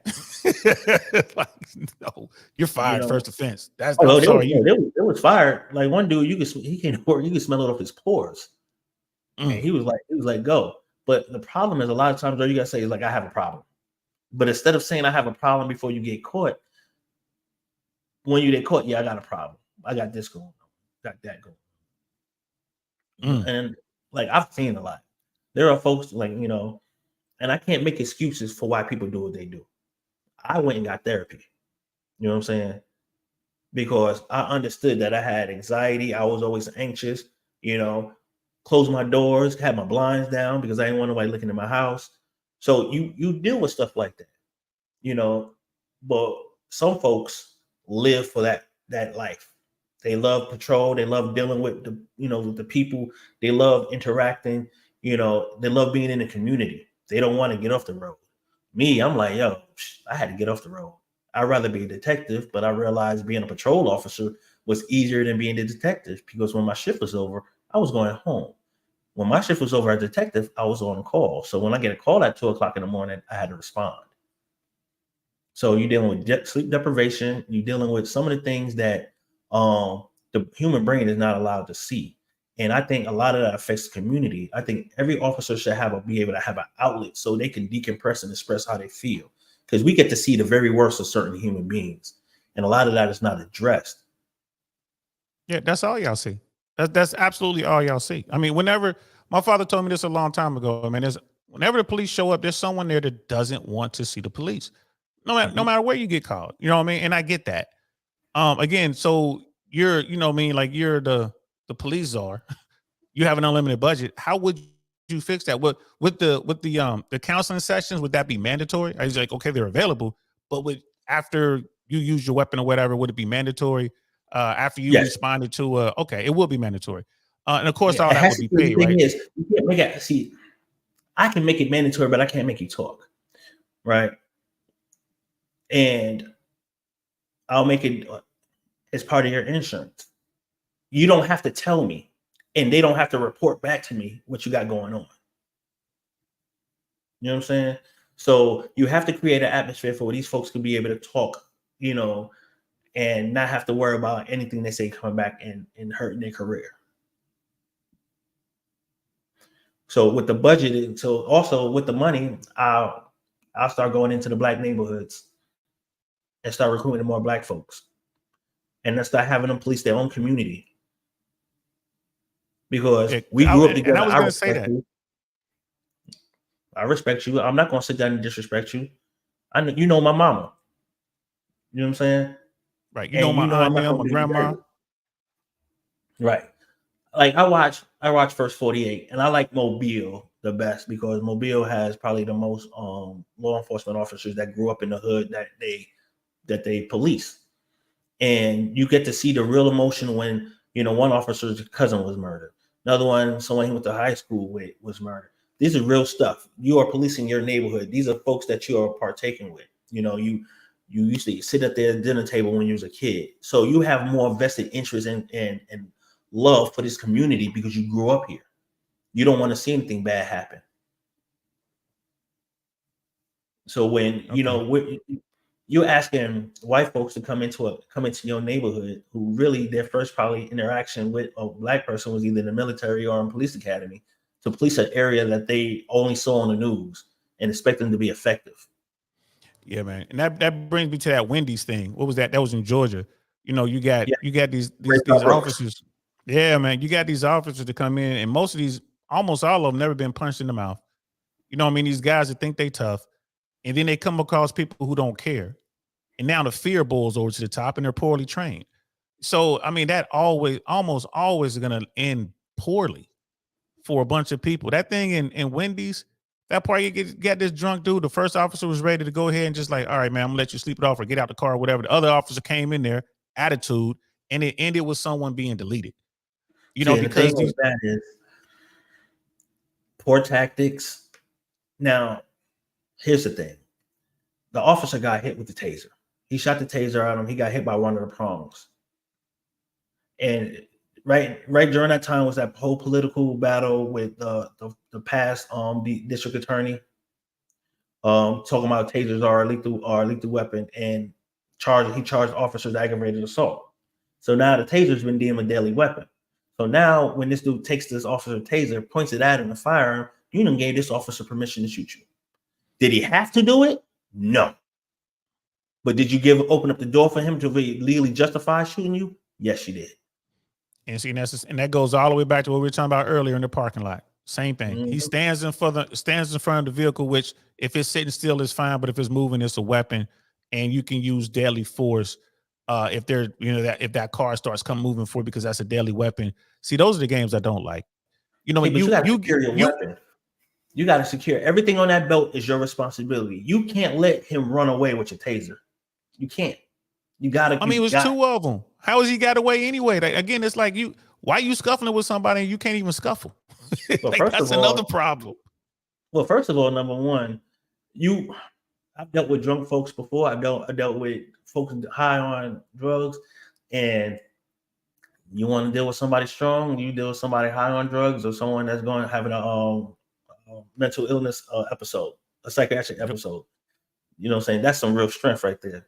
So I can't say how I would handle it because I wasn't there for their dynamics. Only you see what you see on cam, but you could point out where things went left. You know, I can't say sleep it off. What I can do is say, yo, call somebody to come get your car. You can park it in the parking lot here and go home. I thought that's what he was trying to do. That first officer, I thought that was the plan. And then the other officer got in the scene, and like you said, it began to go left. Now, the other officer may have been more experienced, and maybe technically they did what they were supposed to do. It don't matter. It's my discretion. This is my call. Hey, hold on. I got it. Now, I'm just going to let him park it off. He going to stand up. We're going to wait for his ride to come get him, and he could come back and get his car tomorrow. I already spoke to the manager at Wendy's. It's good. They're not going to tow his car. Let him get a ride. Matter of fact, I'll tell you what. Park your car where your license at.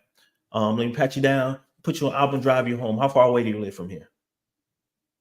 I thought law enforcement was told not to do that. Because I remember back in the day, officers were part of the community. They would do things like that. Mm-hmm. Hey, Billy, what you doing up here? Oh, my mama sent me up here to get some ice. Get in the car, let me run you home real quick. I'm going that way anyway. And I was told that police officers got away from that. No, you have to put the call over there. You know, hey, I'll call my supervisor. Hey, Sarge. Hey, I don't want to send this dude down the road. I can go ahead and, take him to the crib. Call. We don't have any calls pending. I got him. Don't worry. I'm gonna handcuff him, put him in the back, and I'm gonna drive him home.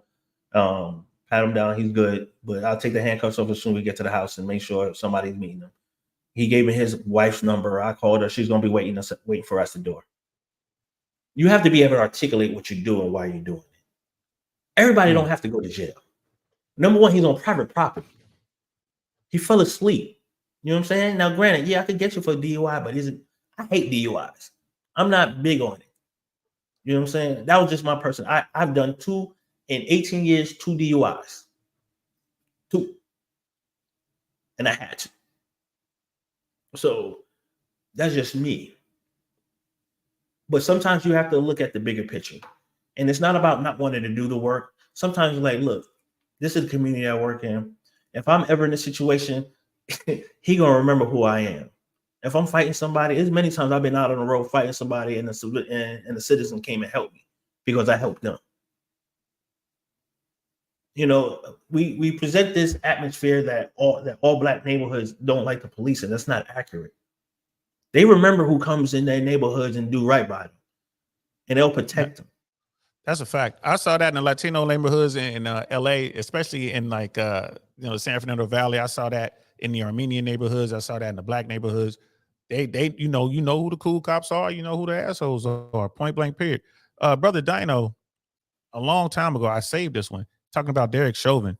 Like, he graduated with a bachelor's degree in law enforcement with 18 complaints in his official record, 2 of which ended in discipline. Officers like that, man. Like, seriously, how hard is it to get rid of the bad apples? We can't get rid of them. And the problem is, like, your supervisors. That's only your supervisors. If this person, normally what they do is move you. Like if you patrol in a particular area and you consistently getting complaints, they'll move you. You know, they'll suspend you, but they'll move you. 18 complaints, that's excessive. And if I move you and you still getting, you know, more complaints, then you're not fit. But the problem is, but like Daniel said, he'll, you know, or Cody, he'll go to somewhere else because he violated policy. He hasn't broken any laws. And I think that's where the discrepancy is, you know, because some of these municipalities don't communicate with each other. And while I'm still knocking out your exit paperwork, you already signed on somewhere else because this agency didn't do their due diligence and didn't do a proper investigation. I mean, how hard would it be to have a law enforcement registration number? So there is, we have that. We have, we have what's called an OKey. That's your number. It follows you everywhere you go, right? But for Georgia, we have POST, which is the police officer standing and training, right? That's our governing body, right? It's like that for every municipality. They have some form of a post in every state, right? If nothing is reported to POST, they can't make any action. They're the ones that maintain your certification. Every time I log on to my portal on POST, the first thing that come up, if you've been arrested, you need to go ahead, you know, add the case number. Every officer, you know, you may get your driver's license ran. You know, as many times I had to things like, hey, fill out your license plate number, and your driver's license number. And they run reports, they run GCIC, they make sure that you haven't committed any crimes or you don't have any warrants elsewhere. You constantly get investigated for crimes, but not for policy violations. Well, let me ask you this. So you guys have this registration number that follows you throughout your whole career. Mm-hmm. So in the scenario that you gave, let's say I'm your lieutenant. All right, you've gone a step too far for the very last time. I'm out processing. You know you did it. The union can't save you. You're about to get fired. You know it. And like you said, let me run over to the next county and, you know, get hired over there because I'm an experienced officer, When you go to apply, shouldn't that click or shouldn't that alert something that says, no, he's already an active officer over here? Well, it won't be listed. See, like when I resigned, when I pull up my post, it says resigned. Like I resigned from 2 different spots, right? Before I got to the DA's office. And it says voluntarily resigned. And when I looked at other folks, it says resigned in lieu of termination. And if you don't contact post to get that, like when I came to the DA's office, they did a background check on me. Yeah, I understand you're the police officer, but we need to get your personnel record to make sure that, you know, you didn't have any policy violations, you didn't break any laws, you didn't hurt anybody. I'm like, shit, I got a clean jacket, make it happen. Right. But everybody can't say that. Some folks got shit this thick. You know, they got them in binders. Right. My shit was a goddamn pamphlet. Because I ain't gonna lie, I was red flag for use of force. You know what I'm saying? Because I got tried. I got tried a lot. I got sized up. I got tried, and you know, hey, yeah, that's that boogie down Bronx, probably right there. That's probably what that was. I got early on. You got hands. I got hands. And Brother Dino wanted to know, like he was saying, the average police salary in New York is about $74,200. Would you agree with that? Is it about that? After 5 years, some officers making clear over $100,000. Yeah, that makes sense. Still ain't enough. You living in New York, that's pennies. It's like living in LA. That's pennies. I think LAPD starts at 60. You ain't getting that starting out in Georgia. You'll get that in Texas. You ain't getting that in Georgia. Yeah, if I knew then what I knew now, I would have did my 20 years in New York, retired, and come down here and started another career. You know what I'm saying? All my friends are retiring in their mid-40s. Here I am going on 50, and I still got another 6 years left. So you still cranking. So yeah, bro. I'll say this because we're coming up on the end, and this was a good conversation. Here's my biggest pet peeve with law enforcement. My biggest gripe, right? And it's like around these like SWAT guys where something happens, everybody comes all geared out, right? Cops are not military, but they walk around as if they are the baddest Billy Badass to ever walk planet Earth, man. Where does that come from? I've been on a range with SWAT guys, man. They can't shoot. Right? I mean, I'm like, what? You're SWAT, bro. Like, that's way too many misses, man. That's a 9mm. We need something smaller. Like, well, you need to get closer. How is it there? And this is no one shooting at us. We're not running around. Our heart rate's not up. You know what I mean? Nothing's blowing up. People aren't screaming. Like, what? How are you missing? Oh. See, that's why you have to qualify. So when I was in firearms instructor class, I was in like SWAT guys trained, did my class. One of them was me and Nathan's academy mate. That he was a lead instructor, but we all can shoot. SWAT standard is 92%. You have to score 92%. Makes sense. Right. So what's funny is their standards is very specific. If you fire a headshot and it's on the line, that's not a 10. They call it a SWAT 8. For regular officers, that's still in the 10 box. But SWAT, that's a SWAT 8. You're not gonna get credit for that. Our SWAT team is very, they use 45s. And watching some of these brothers shoot, they can shoot. But the problem is it's still that individual. If it's different if you're talking about the whole SWAT team can't shoot, but you talking about one SWAT member that can't shoot. That's on that dude. He ain't long for that unit. He's not unit for that team because he's not reliable. You know what I'm saying? And what you have to also understand is some of these Billy badass officers that walk around thinking they military are prior military. Yeah, but they were like, a clerical specialist, truck driver, chef, x-ray tech. Those are great MOSs. Don't get me wrong. There is no different from me being from New York, and I could be a punk, I could be a little bitch, and come down to Georgia and act like, yo, I'm from this, because nobody know me. Yeah. You know what I'm saying? Nobody know me. This is who I wanted to be, but this is not who I am. And a lot of time I'm gonna act like this to mask who I really am. Because when the shit hits the fan, you can't, most of these dudes run. Yeah. You know what I'm saying? That's not true. That's not true. You've heard this before. Shooters are gonna shoot. In a police department, you know who your shooters are. Like, yo, shit breaks down, you know who's gonna pull that trigger. You know who's gonna run. And when me and Nathan was in there, I hold academy class for shooters. You know what I'm saying? But the thing is, you have so many officers across the United States that are just happy qualifying with an 80 instead of striving to be better. Right. And the time that most, and I ain't gonna lie to you, the time that most law enforcement get to on the range is just horrendous. I'm like, bro, what? And I guess it has a lot to do with budget and everything else. But no, I'm gonna tell you like this.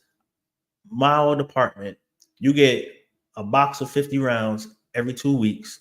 The range is available to shoot, qualify, practice whenever you want. Monday through Friday, so long as SWAT's not training, you go out there and shoot. You qualify twice a year. My days were June and December, hot and the cold. But every week I was out there shooting. I was out there with my AR, I was out there with my shotgun, and I was out there with my pistol. I went from carrying a Beretta to carrying a Smith & Wesson M&P 40 to going to the Glock 19. Glock 17.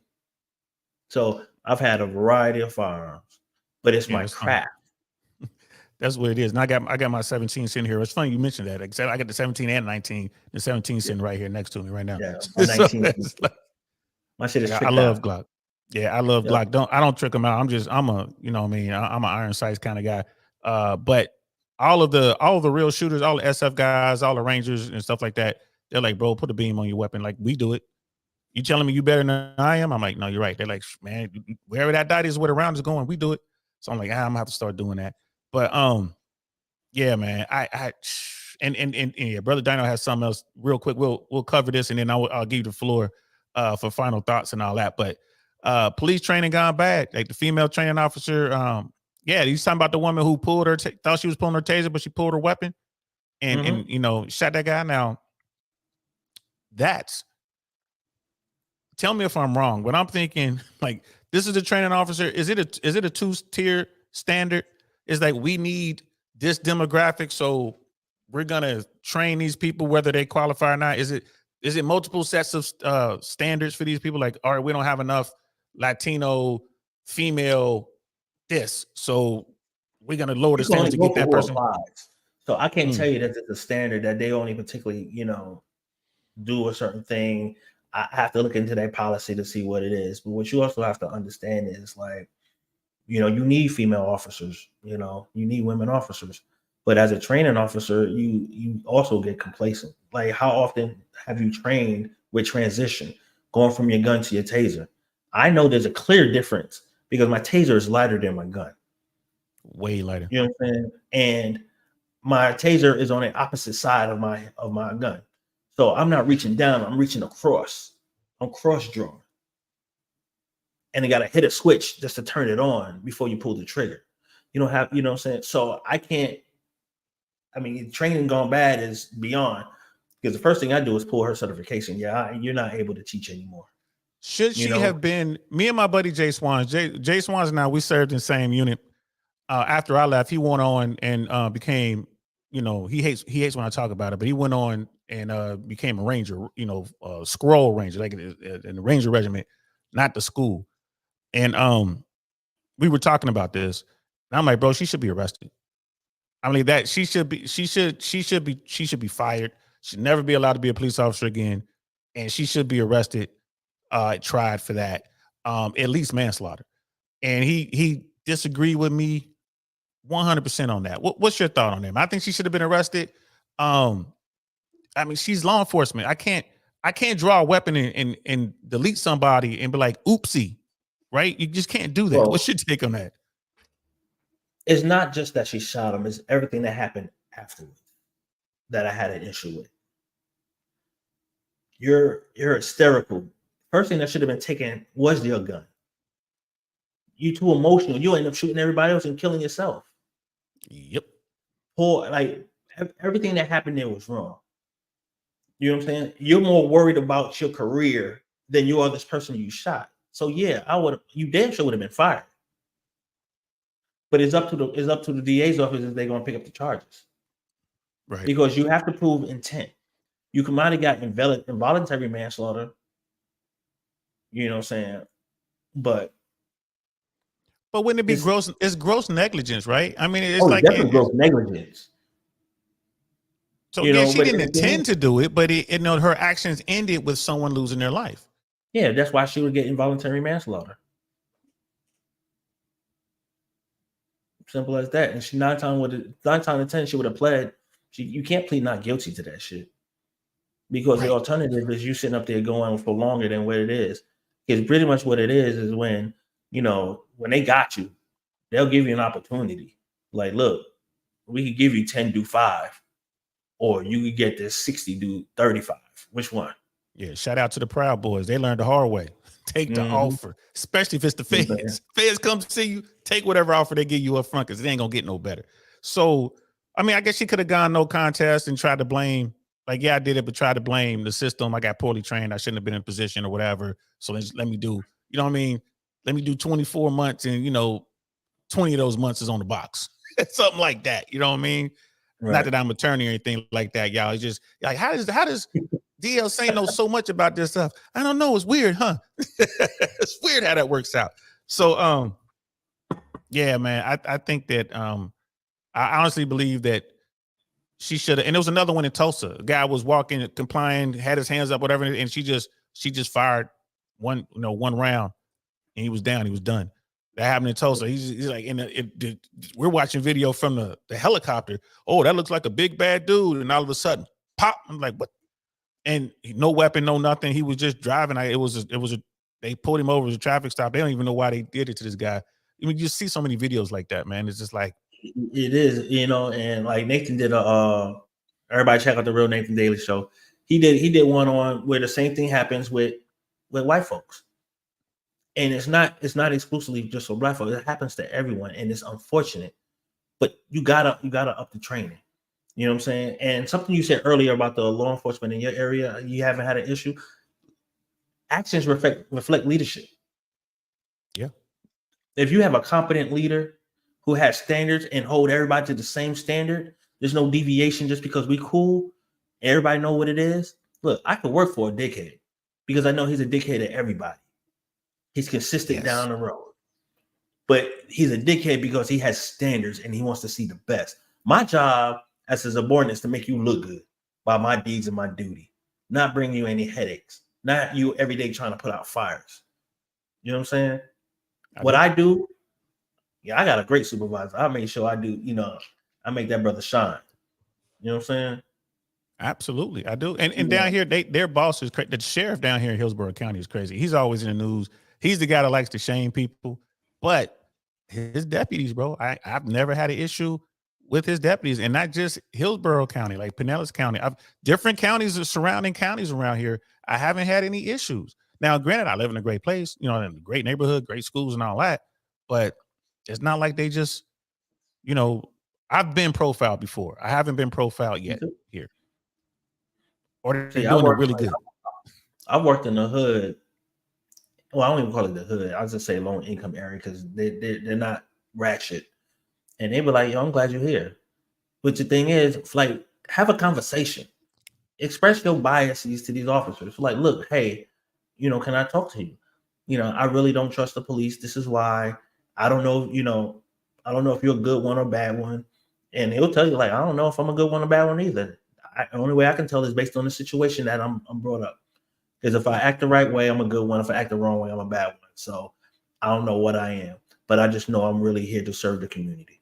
You know what I'm saying? Let's see how it plays out. Let's right. see what happens. Right. Because I know a lot of white officers that are racially insensitive, but they're not racist. They really don't give a fuck about your feelings. They don't care whether white, black, and they just don't care.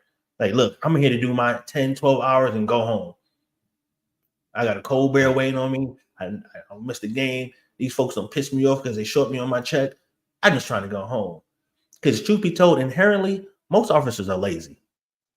If they could sit in their car, drive around, and not answer a call, they'll love that. And collect that check, they'll do it. Yeah. But hey, Cody put in the chat. He put one in the chat. Cody had one in the chat. Cody is King's real, he takes case like in shape and all that. But he was like, yeah, most cops are obese. And I'm like, yeah, look at America. Most Americans are obese or overweight. I think it's like 70% of Americans they get free food. You sit in the car. When I gained weight? When I became a detective, when I sat behind a desk.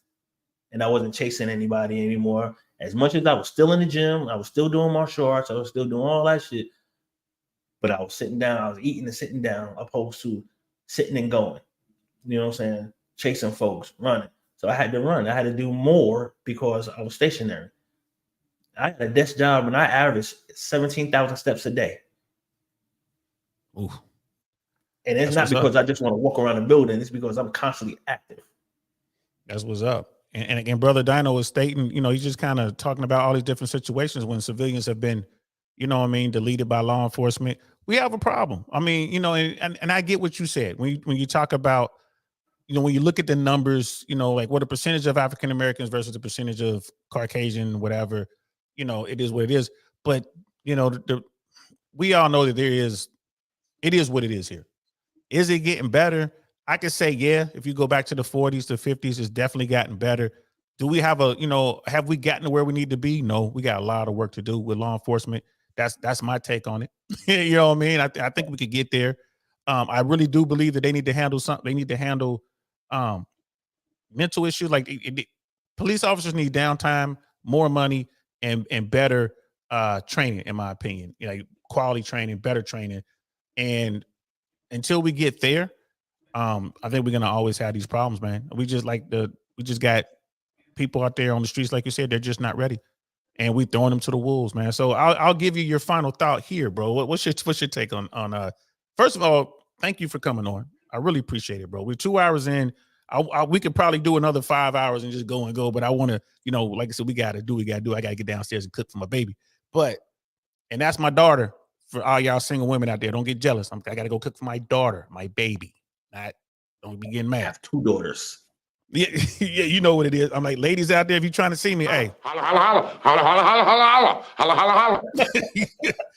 But I want to thank you for coming on here, bro. I really appreciate you, man. I want to give you your final thoughts, man. So yeah, go ahead, take over. First off, I want to apologize for the technical difficulty earlier. I had to use my other camera. Are police officers perfect? No. Neither are doctors, neither are or a fireman, but we have the ability to take a life, and we have to use discernment in how we interact with the public. You know, I've drawn my weapon many a times and come close to shooting folks, but I know how to de-escalate a situation. I can't say that for everybody else. I just knew that I took my job seriously and I made sure I was well trained. And everyone that I held in my circle thought the same way. They believed in training. I wish everybody across the United States had that same feeling. But at the end of the day, you got to remember there was a stretch in time where folks were joining the police departments because it was the only ones hiring. There was no real passion for the job. So you have incapable people who really don't love people. They just here to get a check, handling your most intimate, most private, and most volatile situations. You know, and I always quote Nathan when he says, you know, comply to survive. Because you don't know which officer you're going to get. You can either get me or you get the asshole who's going to escalate the situation and bait you into a situation. You don't know what you're going to get. So don't take that chance with your life. I always tell my daughter, do what I tell you to do. After you've done what I told you to do, we can discuss it. But this is not the time to discuss it while I'm telling you to do it. You're wasting time. Just do it. We discuss it. If you don't like or have an issue with me pulling you over, after you sign this ticket, we can have this conversation. I will stay and listen to you. I'm not an asshole. Well, actually I am, but I will listen to you. But I'm not going to argue with you about it before that. And that's a lot of the situation. Everybody wants to be right. I'm just here to do a job. It's not personal. So you make it personal. Understand that police officers are human, but police officers also need to respect the people who they're trying to protect in their community. And unfortunately, it's an unsafe balance because some folks just don't know how to do that. And some folks don't want to learn how to do it. And the only way to get them out is if the community and the police department themselves work together to weed these people out. If you see a police officer in your neighborhood that you see a lot, stop. Have a conversation. When you see them at community meetings, have a conversation. Find out the mentality of what's going on in your particular area. Get their number. You know, they always gonna give you like a business card for you to contact them, but it's not to answer calls. It was just for questions, not to get out of a ticket, just to get a better understanding of the mindset of the law enforcement in their area. Talk to your chief. Go to the police department. Get to know who the officers are that's patrolling your neighborhood. And I think a lot of the biases, I think a lot of the stuff will go away once these officers start getting vested and you start getting invested in them. You know, trust me, it works because it works in certain areas. Unfortunately, it's just that you have such of a victim mindset in certain neighborhoods because one thing happened to another person, they're trauma bonding and they don't trust the police. The only way trust comes back is if we both decide to, call peace and discuss the problems. And that's the best way we can move forward. That's what's up, bro. I gotta get it to you, man. Thank you so much. And you're absolutely right. Brother Cody is right. You know what I mean? Too many weaklings and psychos, and I get you. I'm on that too. But what Brother Dre Blanco just said makes complete sense. Get that card, have that conversation. Be cordial, at least on the first conversation. Don't start the conversation off with, how come y'all all punk ass punks? Don't start with that. Maybe save that for the fifth conversation. First conversation, how you doing? How your mama doing? And you say ask for they'll give you their number. They'll give you a number. Just ask for the card. They'll give you either a number to the precinct or they'll be like, hey, you can just call. Here's my email address. And you can email and you can communicate. Or like, hey, do you go to certain, community meetings? How can I send you? If I need to talk to you, who can I talk to? And they'll, we're human. You'll see us out in the street. There's many times folks remember me and stop me in the grocery store. I'm like, hey, I remember you. Hey, how can I help you? Hey, what's going on? How can I do this? My son is interested in this. Okay. You got pals, you got different things you can get your children. And most police officers are coaches of your child's football team. That's what's up. And the very last thing I want to ask you, man, if you do come across that bad police officer, what is the best way to report that officer, or how would you handle that? If I have a bad experience with an officer, first thing I'm gonna do is if he writes me a ticket, his badge number is on the ticket. You can record your interaction. You can send an email to the chief and have that body cam pulled. You can make an IA complaint. If you really want, because internal affairs is a fact finding unit. So you complain to IA, they're gonna get everything and make it, and investigate it. Okay, cool. I just wanted to ask that, man, because I always, when I come across a bad police officer, and this is when I was or wasn't on the other side of the law. When cops came up to me and I knew I was good, I never addressed them by their name. I always addressed them by their badge number. That's the first way. Dude come up acting all hard. I'm like, what's good, Officer 663? And that's the only way I would. That was the only way I would address them. And they, believe it or not, that helped because they were like, oh shit, this little nigga know what he's doing. And I always kept a pen, military. I kept a pen and I would write stuff down. So I just kept my notes. I want to make sure my notes are correct when I go talk to your internal affairs personnel. And that's enough normally to run them off, especially if you ain't did nothing. So, but yeah, don't be like me. Yeah, and don't be like me when I was in my knucklehead phase. Try to be nice, right? And if get that badge number. Can you use if all you saw was the car? Can you use the cruiser number? Would that work? If you know the time, yeah. The unit number, okay. Yeah, get the badge number. Have take-home cars. So a lot of officers have take-home cars. So even though you got to do a motor maintenance sheet, so they can always say, "Hey, who's driving unit such and such on this watch?" And you don't know who the officer was. So just remember that, guys. And I'm like, not just to harass the police, but like if you're really dealing with someone who's bad, get their badge number if you can, get that unit number, the date and time, and go ahead and make the phone call. Just make the phone call, talk to who you got to talk to, and do what you got to do. I definitely suggest that. Sister Shay, just follow, huh? Yeah. Know the laws in your community, so you won't have it violated. Really know your laws. Know your laws. The Georgia book, just because about this thick is about like this thick. So know your laws, and the 40 codes are all traffic laws. So make sure you know that. And then if they give you a hard time, don't try to match their energy with that negative energy. Just get out the situation because they are armed and they can make a phone call. And before you know it, you could be another stat. So just get the number, get the badge number, get the vehicle number, date, time, and then do what you got to do from that point on. And Sister Shay B's like, just follow the law, period. But sometimes that's boring. Sometimes you want a little bit of excitement. That's all I'm saying. Just a little bit. Just a little bit of excitement. Ain't gonna hurt nobody if you don't get caught. You know what I mean? And Brother Cody is king. You should not have to threaten a cop with knowing the law. You don't see how that is a huge problem. That is a thing. It is a thing, but people are people, bro. And that's just the bottom line. Down here, I done dealt with enough of them. People are people, man. I've not had my times. I ain't gonna lie. I've been on one. You know what I'm saying? I've been wrong. So I ain't gonna be mad if a cop is wrong. But maybe we can get there through conversation, through the process, and make the whole system better. Brother Dre, thank you so much, man. Dre Blanco was in the building, man. Appreciate you so much, man.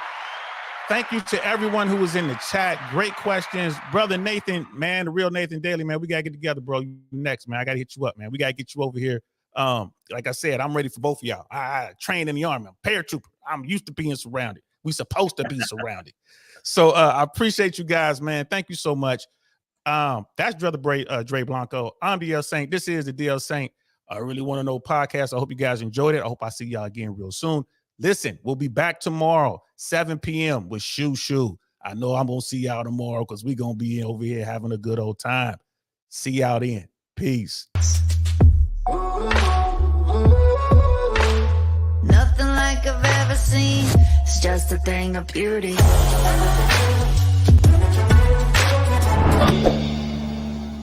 Darn, that's the end.